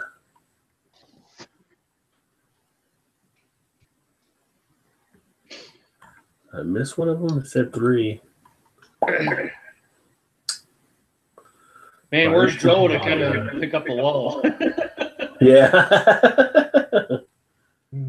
That's funny. They say in the article, in the U.S., most so-called lagers add corn and rice fillers to the barley malt and water down any hint of bitterness.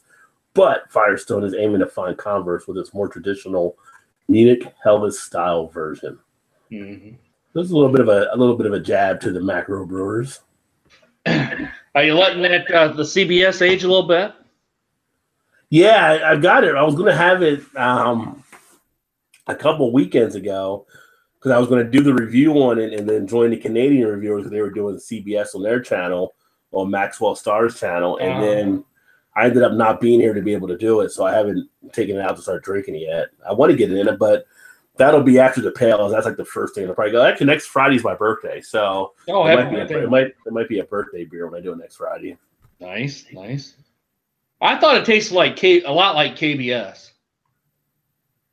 Really? You think it was that kind of close to that, or yeah?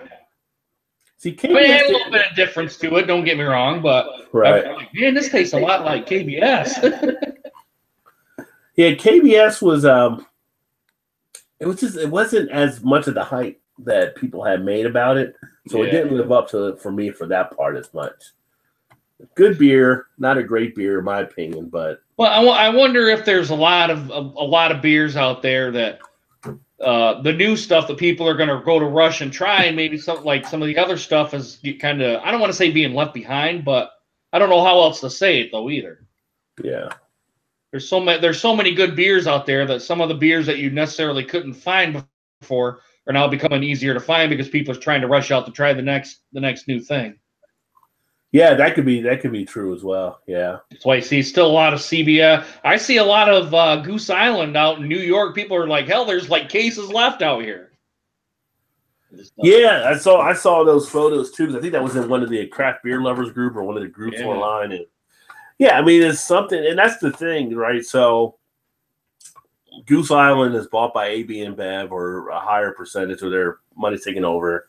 They get a more distribution, but at a point when you're mass marketing like that, you can oversaturate the market with your stuff too. So you're putting more out there than actually needs to be out there. So now you got stuff sitting in places, or you have stuff in places where people aren't buying it, and you got places where they don't have it and people want it. Yeah. But so it's kind of interesting to see that out there. Yeah. I mean, I understand that if it's a good beer, they kind of want to try to get it out to more people. But at what point, like you said, are you oversaturating the market and people are going to be, someone like it's a very casual, craft beer drinker is going to be like, man, I ain't going to pay $17.99 or I've seen it for $20 a bottle for what do they come 12 ounce? Yeah, 16.9 like the Goose Island. Yeah, 16.9. yeah. So they're like, how am I going to pay that for a single bottle? They're gonna for us we may get it because we want to try it and post a video on it. But for anybody else, they're gonna be like, hell, I ain't gonna do that. They'll let it set and set and set. I mean, both of the bottles I got here, I walked into my liquor store, which was part of Kroger, and it was just on the front counter, $9.99. So Goose Island, okay, pick it up. I wasn't hunting it down. I wasn't gonna look for it. Because I'm not, like I said, I'm not one of those people who go out on Black Friday and stand in line for 4 hours just to get a beer. It's just not appealing to me. Yeah, me. But if I see it there, I'll grab it. I'll pick it up. Okay, it would have been 1050 bourbon stout. I would have picked it up. What time I'd have fun to get that. Like I went to the store today, right? And to get these beers, and I got around the corner. Never could I ever find 1050 bourbon barrel stout. Now I go to one of the stores and I look around the shelf. There's 10 of them sitting there. It's like okay. It's almost like when you buy a car. Like when you buy a car, you buy your car. Like I don't know if you ever just like when I bought like the Charger when it first came out. Like I didn't see as many people with the Charger. Then once I bought it, everybody had the Charger. Yeah. Like we bought our cheap Cherokee. Like you knew Grand Cherokees were out there, but it wasn't as many. Now it seems like they're always Grand Cherokees. It's like now that I have the 1050 Bourbon County in my cellar, I go out. Oh, now they're everywhere. Now I can find them easy. And it's just like a weird type thing. Yeah. I can only still get their Imperial. I never have seen the bourbon barrel aged. And see, like I said, and then we got them on the shelf here and everything. Too. I may swing back by there this weekend or there. I'll get you one, get it shot up to you. Now, hell, man, this stuff here, I'll drink this every day, all day. That's a good porter. Yeah. This and I think the Edmund Fitzgerald from Great Lakes are probably the two best porters. A great porter, yeah. Did you answer Tyler's question? What was that? What's the score tomorrow going to be? MSU versus Wisconsin. Well, it could be one of two. Wisconsin could upset them, or Michigan State is going to beat them. One of the two. I mean, but for a score, I would probably say by 5. I'd probably say 72-68. Well, Wisconsin's not even 500. 73-68. Or they barely 500. Wisconsin's barely 500 this year. Yeah. Of course, Paul's on a sports person. I don't watch gold. I mean golf or whatever. We know what you watch, Paul. I meant the basketball game. See, like where Drunken One says, he said Goose Island is everywhere down. It must be down there. Yeah. So again, it's where you're at. Sikaba just released this week in Dallas. Eric and AM said, I'm not familiar with that one.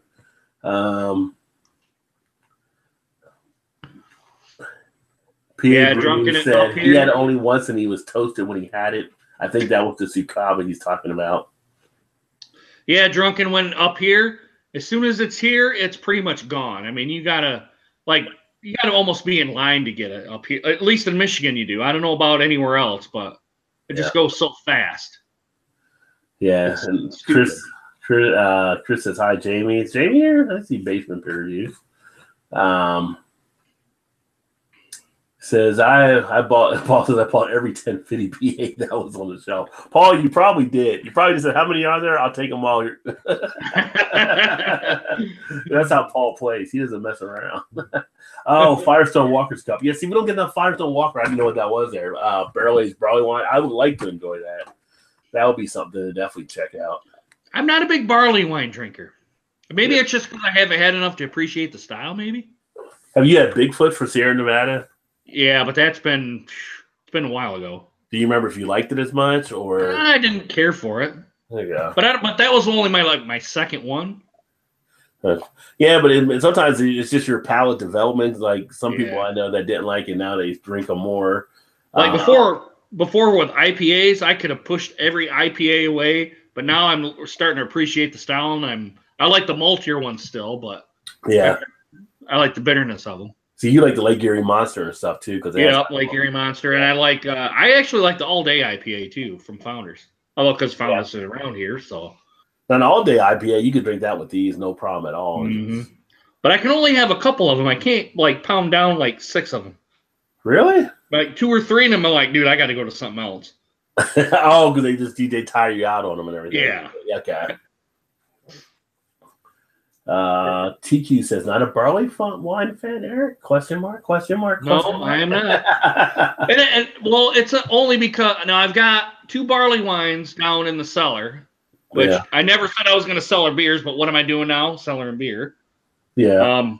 I got the Ellison barley wine, and there was another barley.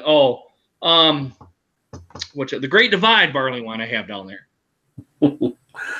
Jamie says Paul stores all the 1050s in the basement with the bodies. No, with the chained up women is what it is. Red Beer confirms bodies are excellent aging vessels. Oh, going off the rails. So, but this is my second of the single wide IPA, and then I got the hoppy wheat afterwards. St. Patrick's Day is upon us here. A week or two. What day is it this year? Oh, jeez. I'm not good on my holidays. But with St. Patrick's Day comes the green beer. Do you drink green beer? Have you had green beer? Yeah, I've had green beer. It's not anything big. I've never done it. I mean, you're pissing green, I guess. But funny, and your teeth are green and your tongue's green. And I work in the office today. One of the girls said, "Well, I just don't like the green beer. I can't stand the green beer." I'm like, "Well, it's still Bud Light under. It's just the green's just to die." So yeah. it's not the green. It's the beer that the green is going in. But some people when they see it, they just have that wall there that says, "Hey, I'm not going to drink that," or "I don't like it." And yeah, well, visual could definitely play in a part of your taste or anything. But I told her, said, now if that was that green Ballast Point Barmy you'd be okay with it. Yeah, I probably would drink it then.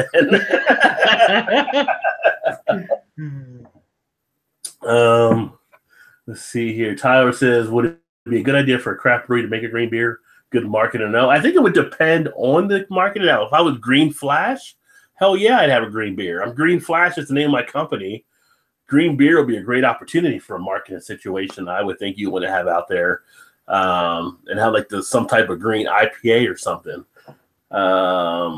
But if you're, if it doesn't fit your marketing, I don't think you would do it. I think Guinness could get away with having some type of green special beer if they took like their blonde lager, which I'm not a fan of, and they put green in it. Then you have the green lager there, so that could be something with them. And then you put like a garnish of like a shamrock on the side or something.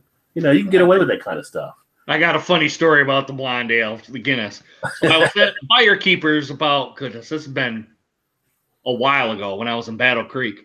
And I go, I'll try it. And I had it, and the lady comes up. She was in a bikini. She was in one of those suits, the bathing suits and all that. She goes, so what did you think? I go, I'd rather have a Miller Lite, to be honest. I said, I don't think I'm going to be getting any more. Yeah. She's like, communist. Yeah. You commie. Paul said, did we have the hot bullet from I can't talk right now. Well, you put SA, but it's not SA. It's SN. It's Sierra Nevada. I'm like, what the hell, SA? Yeah, I've had the hot bullet, and actually, I like the hot. I think they did a good job. See, here's the thing: all these people that chase these trends, you can kind of tell, like, if they're not really doing something they're comfortable or they've done it before. Yeah. Sierra Nevada came out with their hazy little thing. Try to chase after the New England IPA market, in my opinion. And then they came out with their hot bullet, a nice double IPA. Sierra Nevada does great IPAs. The hazy little thing, good, not great, not hazy, really, when you look at it versus the other hazy IPAs out there. Hot bullet, very nice on point. A nice double IPA. It's got a nice balance with the malts, with the hops. Everything is in. It's like, just stay in your lane and make what you're known for. You could have done better just not having a hot bullet and not even messing with the hazy little thing. And I hate when companies or breweries chase these trends. What'd you think of the sidecar? I wasn't a big fan of the sidecar. I thought it was okay, but the orange and stuff, it didn't work for me as much. Why, did you like it? I haven't had it. So okay. I mean, it wasn't horrible. It just wasn't. I thought about picking it up, and I'm like, I thought he could have done better or done something different. Yeah. I thought about picking up some 60-minute Dogfish because I almost grabbed it. I probably should have. The 60? Well, yeah. Well, you try to go a little lighter. Yeah. Which this is light enough, 6.5. I wasn't as a huge fan of the Tropical Torpedo either from Sierra Nevada. Oh yeah, I heard you didn't. I mean, you thought it was okay, but it was not blowing away. It felt like they were chasing the whole tropical fruit type thing. I mean, they do good on their IPAs as they are. I don't know. I just felt like it was something pushed out there, just trying to get something in the market. I like the pale ale, though. I think that's very good. Let's see. And TQ said some have, I guess, on the marketing type thing. Jay Wakefield and Phantom made a couple naturally green. Dogfish Head, you could see that too. Tyler said if they went with like a green beer. Yeah. PA says, I can see the green in my barrel-aged Imperial Stouts. A certain fruit, I believe. That's what TQ said. Green beer better not strain my sink when I pour down the drain. That's what Jamie from Basin Beer says. Paul says you would rather have a Miller Lite. Going back to your comment to the lady, of course. So yes, I would rather have the Miller Lite than that shitty-ass blonde ale. And he says, agreed, Rod. Trend chasing never goes well. But that's the thing with the whole market thing and the stuff out. I mean, the IPAs, bringing them back out, that changed a lot of people. Felt like they had to make these IPAs because everybody was wanting them out there and they're craving them. And so you're going to have some things that train the market that are going to trend the market that you're going to go after. But I don't know. I just think it shows like something. And then when you have some of these craft breweries that put out these beers that aren't that great, it hurts craft brewing, I think, just because if you got people that are looking to maybe come over from your macro drinkers and they go to a brewery that's putting a half-ass product out there and it turns them off, they're not going to come back. And they're not going to tell their friends, oh, I tried that, but it really sucked. I'm going to stick with my Miller or my Bud or that and everything. So you have to be able to go out there and make the stuff that actually works and that people are going to drink. Mm-hmm. And damn it, Red Beer, I'm not mentioning that beer again. I'm not talking about it because all you guys in Canada keep talking about this damn beer. And it's enough. It's too much. It's too much. I'm not going to mention the name of it, but I'll have to check out your review later on. But let's see what else is happening out here. I would agree with that, Tyler. That's off of my comedies. Yeah, Ellis over that beer. Until Joe sends me one, I'm not talking about that beer ever. Well, Tyler goes on to say that Ellison is making some awesome, juicy, hazy New England style IPAs lately too, which they are. And they're my favorite brewery, or my up and coming favorite brewery. It can compete with the M43 and even the Treehouse and Trillium, which I would agree. You know, I've never had Treehouse or Trillium, so I can't say I like them or I don't like them. But they're pretty good. They're starting to really kill it with their. And Tyler, I don't know if you've ever seen my one with the gravity shift with their bourbon barrel aged stout, but I like that a lot, and I can only imagine that beer getting better. I still got the two other ones I bought from there too to do yet, which one's a coffee roast IPA and the other one's a barley wine, or a coffee roast stout. Excuse me, not IPA. It's an interesting post here. So what I wrote, like the top 6 coaches I like to get a beer with on, but not doing a coach. But if you had the opportunity to sit down with someone and have a glass of beer or pick their brain, anybody you would think of? I want, Rick Paterno. I want to know what the hell's in that man's head. Wait a minute. Rick Paterno? You're putting Joe Paterno and Rick Pitino together. Maybe I am. You don't want to hang on with Joe Paterno and his coaches. They did bad stuff to little kids. Oh, man, Joe, I would like to get that man and be like, dude, what in the F are you doing? Like Rick Pitino? Yeah. Yeah, that whole thing, I mean, he screwed himself big time along those lines. I mean, he probably regrets ever leaving Kentucky now, but I mean, he left Kentucky and then when he went all around to these other spots and he came back to Louisville and got screwed up there. Yeah. And it was interesting. I was watching one of the games the other night. It might have been a West Virginia game, and at halftime it was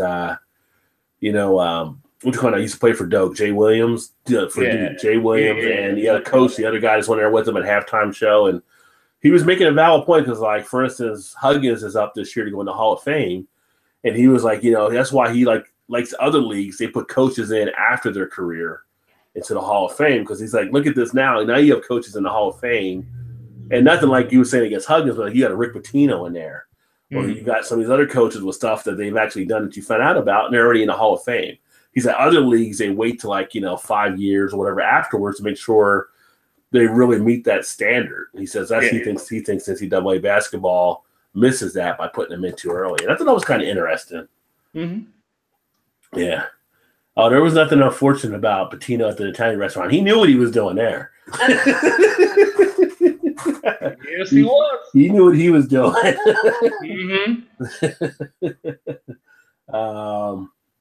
Basement Beer, Jay says, Red Beer puts out a video every day. I like to get one out every 2 months.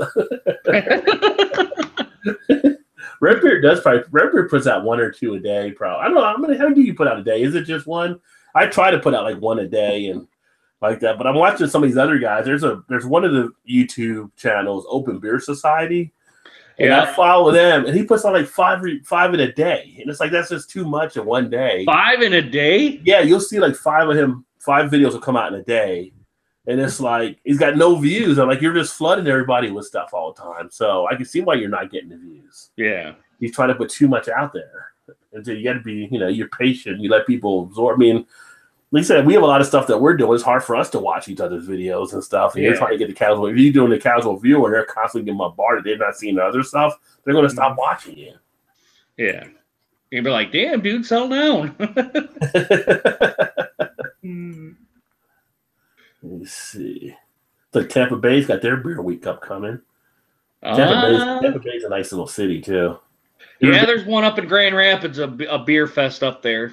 Yeah. I thought about going, but I'm like, man, that's like 2 hours away. And if I've been drinking, then I got to get in the car and come back. Yeah, something like that. You're better to go and just crash up there. I mean, like, Todd's like an hour and a half or so away from here, so he just crashed when he's here. But you don't want to drive after that and have that kind of stuff. And to see here. Not much. I'm trying to get the other beer news out here, and we covered a lot of it for the stuff. I know there's not a whole lot going on. No, I know. Make Ultra's added a new beer, and it's going to have organic ingredients. They talked about, so they're trying to go organic. I guess go green. In a way, I guess they're going green. St. Patty's Day.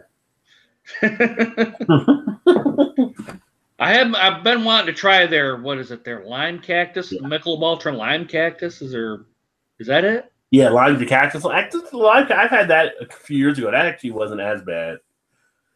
No, Michelob Ultra, I like it. Other people can't tolerate it, but I think it's okay. But I'm that adjunct lager drinker. So yeah, I mean, you got to look at the beer for what it actually is. I mean, like I said, adjunct lager isn't always my favorite style, but there's times I drink it. If I'm golfing or something like that, or one of the places, for instance, they do a golf outing twice a year. And we come back and it's free Bud Light that we have afterwards at the bar. I'm not going to turn down the free beer. I mean, I'll sit there and drink it, But Todd is actually going to be coming to the free world pretty much, and everybody that lives in Indiana, because they're getting rid of Sunday beer sales. So now they can buy beer on Sundays in Indiana. So I know him and John Sharon were both happy about that. Yeah, I remember. I see. Yeah, John Sharon. Geez, there's a name I haven't heard in a while. Yeah.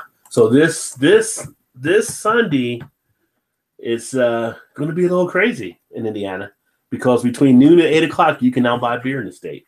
So this will be their first Sunday to do that. I can only imagine how crazy it's going to get for some people out there for some of the stores. Don't take it for granted where you're at that you can buy beer on a Sunday. Yeah. Apparently, I should be getting a beer mail package from Brad. Oh, nice. So he just got me. He said, you gave me a malt liquor. I'm going to give you one. But he wanted the E40, so I sent him the E40. Yeah. He's going to send me the Old English High Gravity 800, which I can't get here. So. Oh, nice. So it worked out for both of you there. Yeah. Malt liquor Mondays. Yeah.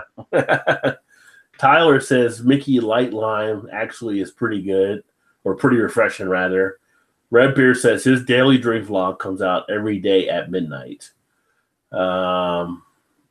Liquor stores are closed in Texas on Sunday, and stores can't sell beer until 12 p.m. So in Texas, you can get beer but after 12 there. Here in Kentucky, it's after 11 a.m., but we do have liquor stores open as well. We used to have that here for quite a while. Yeah. And Chris said, what happened to noon red beer as far as when his beer time was? Tyler says, don't tell, but I can crush some Mickey Ultras golfing. So, because you're not drinking, like when I used to pitch softball, one time I went out there and I was drinking one of our beers, Rhine Guy's Truth, which is their IPAs. I got a 6-pack before I went there, but they're like 7.2% or whatever. You're thinking, usually drink those anytime, but when you're out there playing and you're drinking and it's warmer as you're in the summer type heat and you're sweating, all that kind of stuff. So I realized that IPAs aren't the best thing to have out here. I need to go get me a light lager or something. Yeah. Even a Natty Daddy is the one where you're like, man, this is a little too malty, man. I need something a little lighter. Now, if you're out in right field, you can pretty much drink all you want because we're trying not to have the ball your way. But don't hit it this way, go. But when you're a pitcher, your reflexes have to be on. So yeah. After a couple of those, I'm like, okay, I'll save the rest for later. Put them back in the cooler. I remember we had a Miller Lite and inning once, and the innings were fast. Yeah. You're like, what the That's like the worst thing too. Like when you got a fast inning, like you're out there and you want to go get that beer, especially if you're coming off a longer inning for the other team. Yeah, you're gonna get that beer, and it's like you're not up. Like you're like 7th in the order now or whatever. So you're gonna go there and drink some beer, and then your first 3 guys are like out with like 2 minutes. Like one pops up, one does something else, and one and like it's over already. Yeah, it's over. Shit. They won't let you bring that beer out to the mound. You offer the umpire one. No, I can't. No. And Tyler says, "Oh yeah, if you're drinking too hard at golfing, hole 4, you're ready for a nap." So yeah, too hard it'll hit you as well. Which, what do you think about too hard? It's still being like ranked as the best tasting IPA. I always drink it when I go to the bar and they have some. I'll always order a 2-hearted. Right. I mean, the thing is, like, if you can't even get like Piney, you don't even know what you're missing, right? Yeah. So Piney had the title, but more people get 2-hearted now. I like 2-hearted over the Centennial by Founders. Those are the 2 competing kind of Michigan IPAs here. Yeah. I don't know how it compares to anywhere else, but I like it. I always enjoy it. Yeah. Cheers, Red Beard. He said Chad sent him a link, so he's going to pop over to Chad's channel. Cool. Appreciate you swinging by for a bit. Yeah. Appreciate it, man. Cheers. And Tyler said it's my go-to for sure. I always have a 6-pack in the fridge. And he also agreed with you on your point there as well. Yeah. I got some Founders premium lager I'm going to be doing, but that's pretty warm still. So I'm going to wait till probably tomorrow during the weekend to do that one. Of course, a short trick you can do is to take a paper towel and wet the paper towel, wrap it around the bottle, and put it in the freezer for 10 minutes. Ah. It'll actually chill it a lot faster. Nice. When you drink a lot of alcohol, you learn new tricks. I'm not a seasoned veteran, okay? I mean, I'm a seasoned veteran, but I'm not like a champion or anything. Oh, I'm not. Yeah, I mean, one day I like to pick Drunken One's mind. I bet he knows some good stuff to do. I'm sure he does.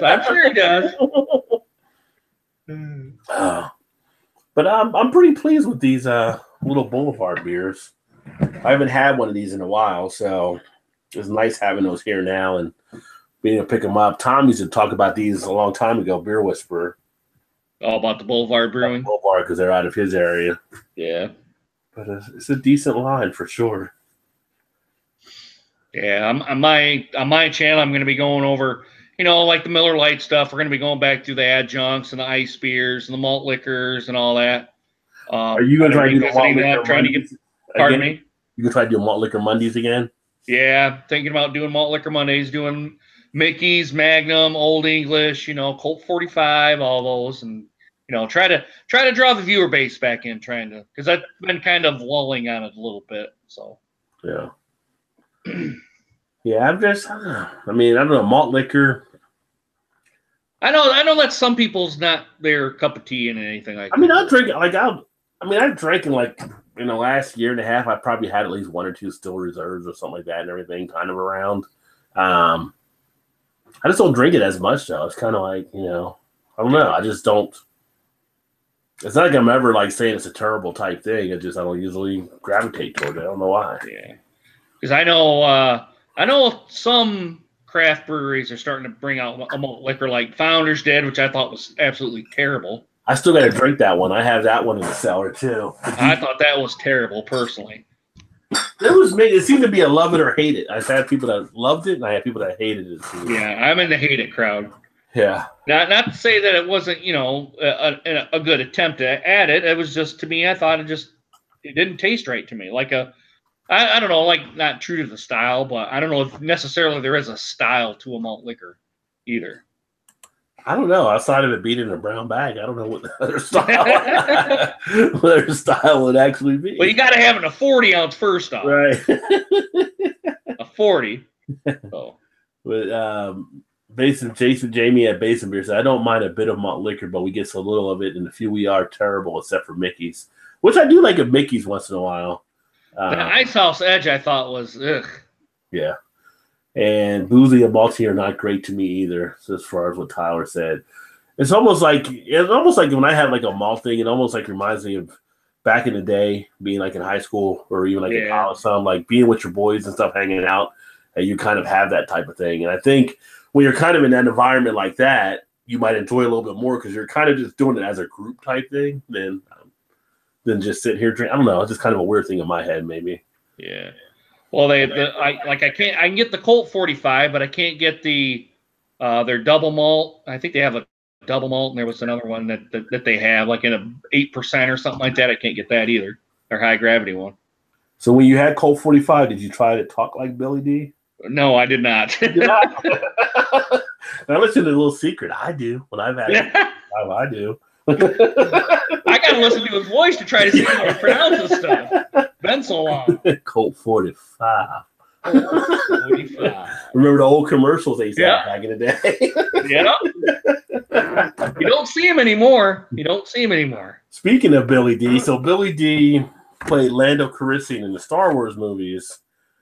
And I just saw the trailer for the new Han Solo movie. I don't know if you saw it or not. I don't know if you're big into Star Wars or not. I'm not. Mm-mm. I'm not a huge person, but I thought about seeing it be kind of cool. I forgot who's playing him, but Donald Glover, who does the show Atlanta and was on Community and all that, he's actually playing the young Lando Calrissian. And he might be kind of interesting for the part because he's kind of got some nice humor to him and stuff too. So I don't know. I just don't I like Star Trek movies.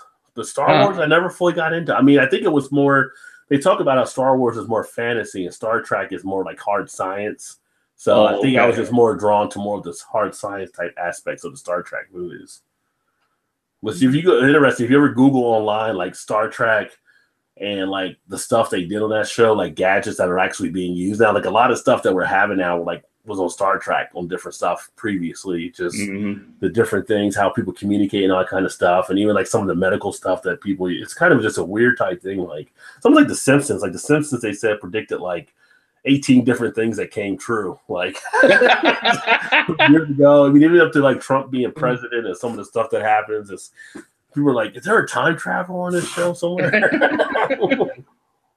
Did you guys get a lot of flooding down where you guys were at? We're off the river, but in Cincinnati, they did get flooded on the Ohio River.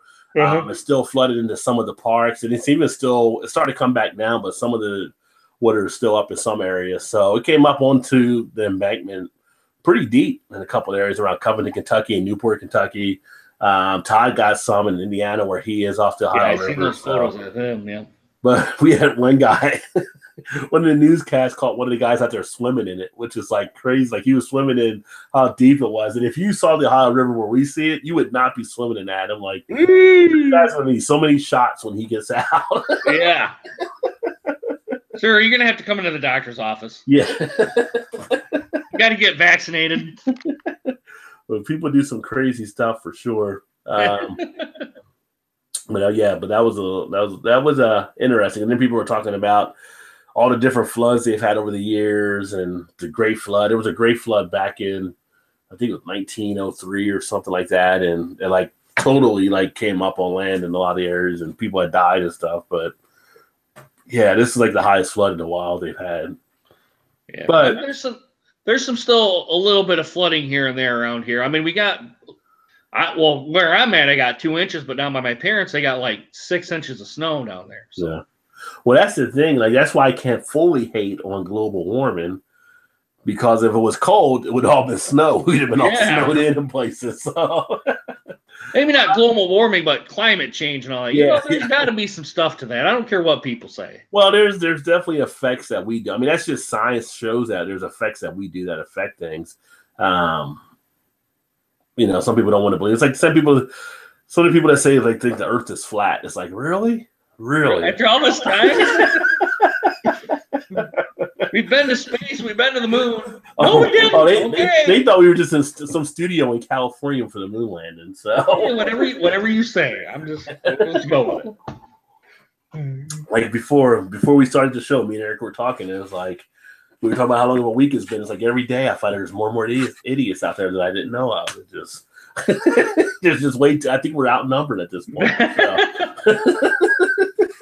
Man, Todd might be coming back next week being a little upset. They're down 46-39 in the second half. Oh, wow. It's going to be a short tourney for him. Yeah. Interesting thing. So a sign of the time. So this week at my actual day job, we actually had training in case of a mass shooter incident, which is nothing we've ever done before. So they put in these boxes where you pull in case the police – you have to call the police. There's a mass shooter on site or whatever, which is kind of weird. But they brought in this team to actually talk to us about it from New Orleans. They were from Baton Rouge, and they run a company that did everything. But they were just telling he used to be the police sheriff there, and you know how to protect yourself. So that was kind of weird, just seeing that kind of stuff. Yeah, well, it's a real threat nowadays. I mean, it's not anything to be like, well, okay, kind of take it as what's the term I'm looking for? Not to take it so lightly anymore. Yeah. There's some crazy bastards out there. But Tyler said he had to take off, so it was fun hanging out. Thanks, Tyler. All right, Tyler, take it easy, man. Have a good night as well. Yep. And but it was like parts of it. It was like he was going through, and he's like, "What would you do?" You know, he's telling the class, "What would you do? Somebody came in right now," because we were like in a conference room. Somebody came in right now. What are you gonna do? What if there's no lock on that door? How do you? He's like. He goes around asking the guys, what size pants you wear? What size pants you wear? What size pants you wear? I'm like, what? Like, what's your inseam? It's like 32 or 34 or that. He's like, you take them all off and you tie them together and you hold one side here and one guy on the other side there so the guy can't open the door. And I'm like, why don't you just pick up the dresser right over there and put it behind the door before we all have to get naked in here? Just turn the table over and jam it against. Some of his ideas were kind of a little far-fetched out there for what he was talking about, I thought. But it was just interesting to have that and everything. So, but you look at some of the schools and some of the stuff they have to go through now.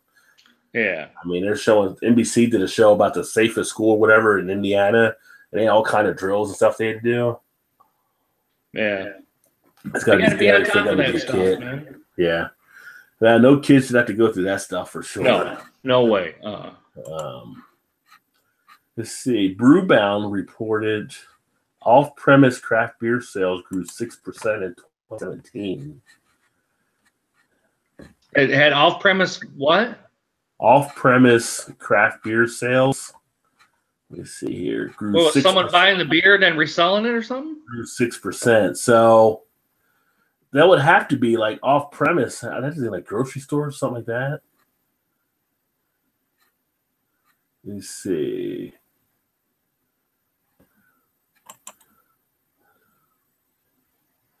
But they do see this one guy was giving a presentation about it. And he said he does see headwinds coming for craft beer in 2018. Included tougher access to market via traditional distribution channels and lack of consumer brand loyalty because everybody's jumping around from different ones. Oh, he added craft brewers would have an even more difficult time gaining a share of mine with distributors and retailers this year as the number of breweries grows beyond 6,300. So space is becoming a situation as well. And then being able to get in front of people is going to be something out there too, is what he's trying to tap into. Yeah. But he says those who sell directly to consumers will continue to grow this year and believes direct-to-consumer sales now account for several million barrels. So people buying direct from the brewery. I can see that. Yeah. But, it'll be interesting to see how it all goes. I mean, even like I mentioned, again, that Uintah piece, the guy left, but their sales were actually up from this past year from the year previous. And they're expecting to crack the 100,000 barrel this year. Nice.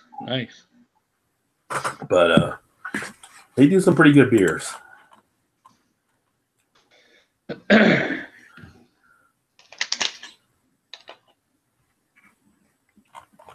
But I think for a lot of the beer news, I think that may be it. Sounds like that's it. Yeah, so we could probably hang out, but I guess we'll go to close it down and appreciate everybody that kind of chimed in tonight. So let's go here. Big thanks to Tyler, of course, Tyler Finkbeiner. Check out his channel as well. Then we also had PA Brew News, of course. So we had Drunken One, and we had Eric on AM. On the 10th. On the 10th, Basement Beer Reviews. Yep. Redbeard. Anybody else that I missed that didn't commented? I think was Bearded on? Who? Bearded? No, Bearded didn't join us tonight. You might be right, unless he didn't comment. TQ Murray. Yeah, Murray was on, yeah. Yeah. But always makes it fun there. And so tonight we talked a little bit. We drank a little bit. We laughed. We cried. We didn't cry, but we didn't. Yeah, we didn't cry. So in the great Jim Bovino speech, we kind of failed on that part. We thought a little bit.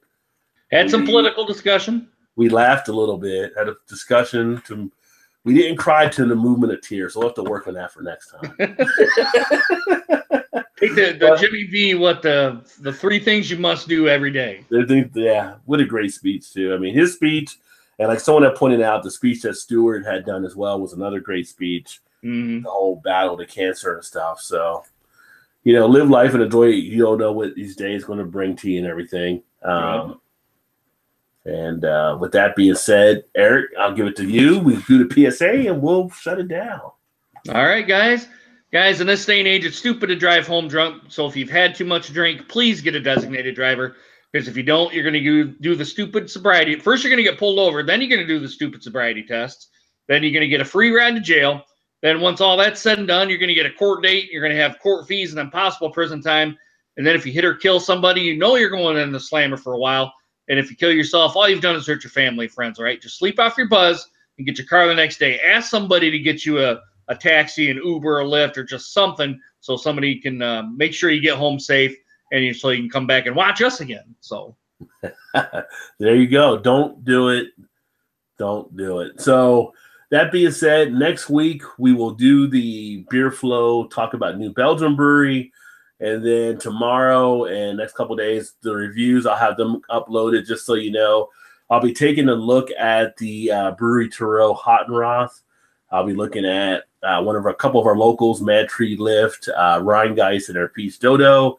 Also got some Jackie O's Raspberry Wheat, Mad Tree PSA, Platform Brew, and a Cleveland Pilsner. I'll be taking a look at that one.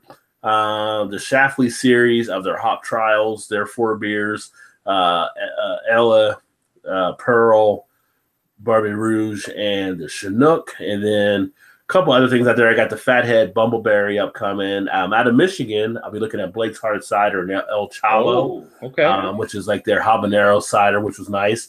A nice one from Eric. I'll be looking at the Kirkenberry Sour as well. And then Todd, who set up the Dank Candy. Did you get the Dank Candy as well? I don't know if I did or not. Okay, so we'll look at that one, a couple Lime Pilsners. And so those are some of the beers I'll have upcoming. I'm not sure what order I'll do them in. Of course, I'll have a Boss Tweed in there. I might do the Boss Tweed here next couple of days to get that one out there, and the M43 too. So All right. Those are some upcoming beers to look forward to. If there's beers you would like me to check out, just let me know. I know someone requested for me to try the Sam Adams 76, and I haven't picked it up yet, but I'm going to try to get that to do a review on it too. But always looking to see what you guys would like to know about as well. That all being said, thanks for swinging by to check out another video, and appreciate that. Again, remember to check out Eric's channel on Eric's Alliance Fan, and there's always time. Just remember, get your beer on. Cheers, and catch you guys next week, if not before. Deuce.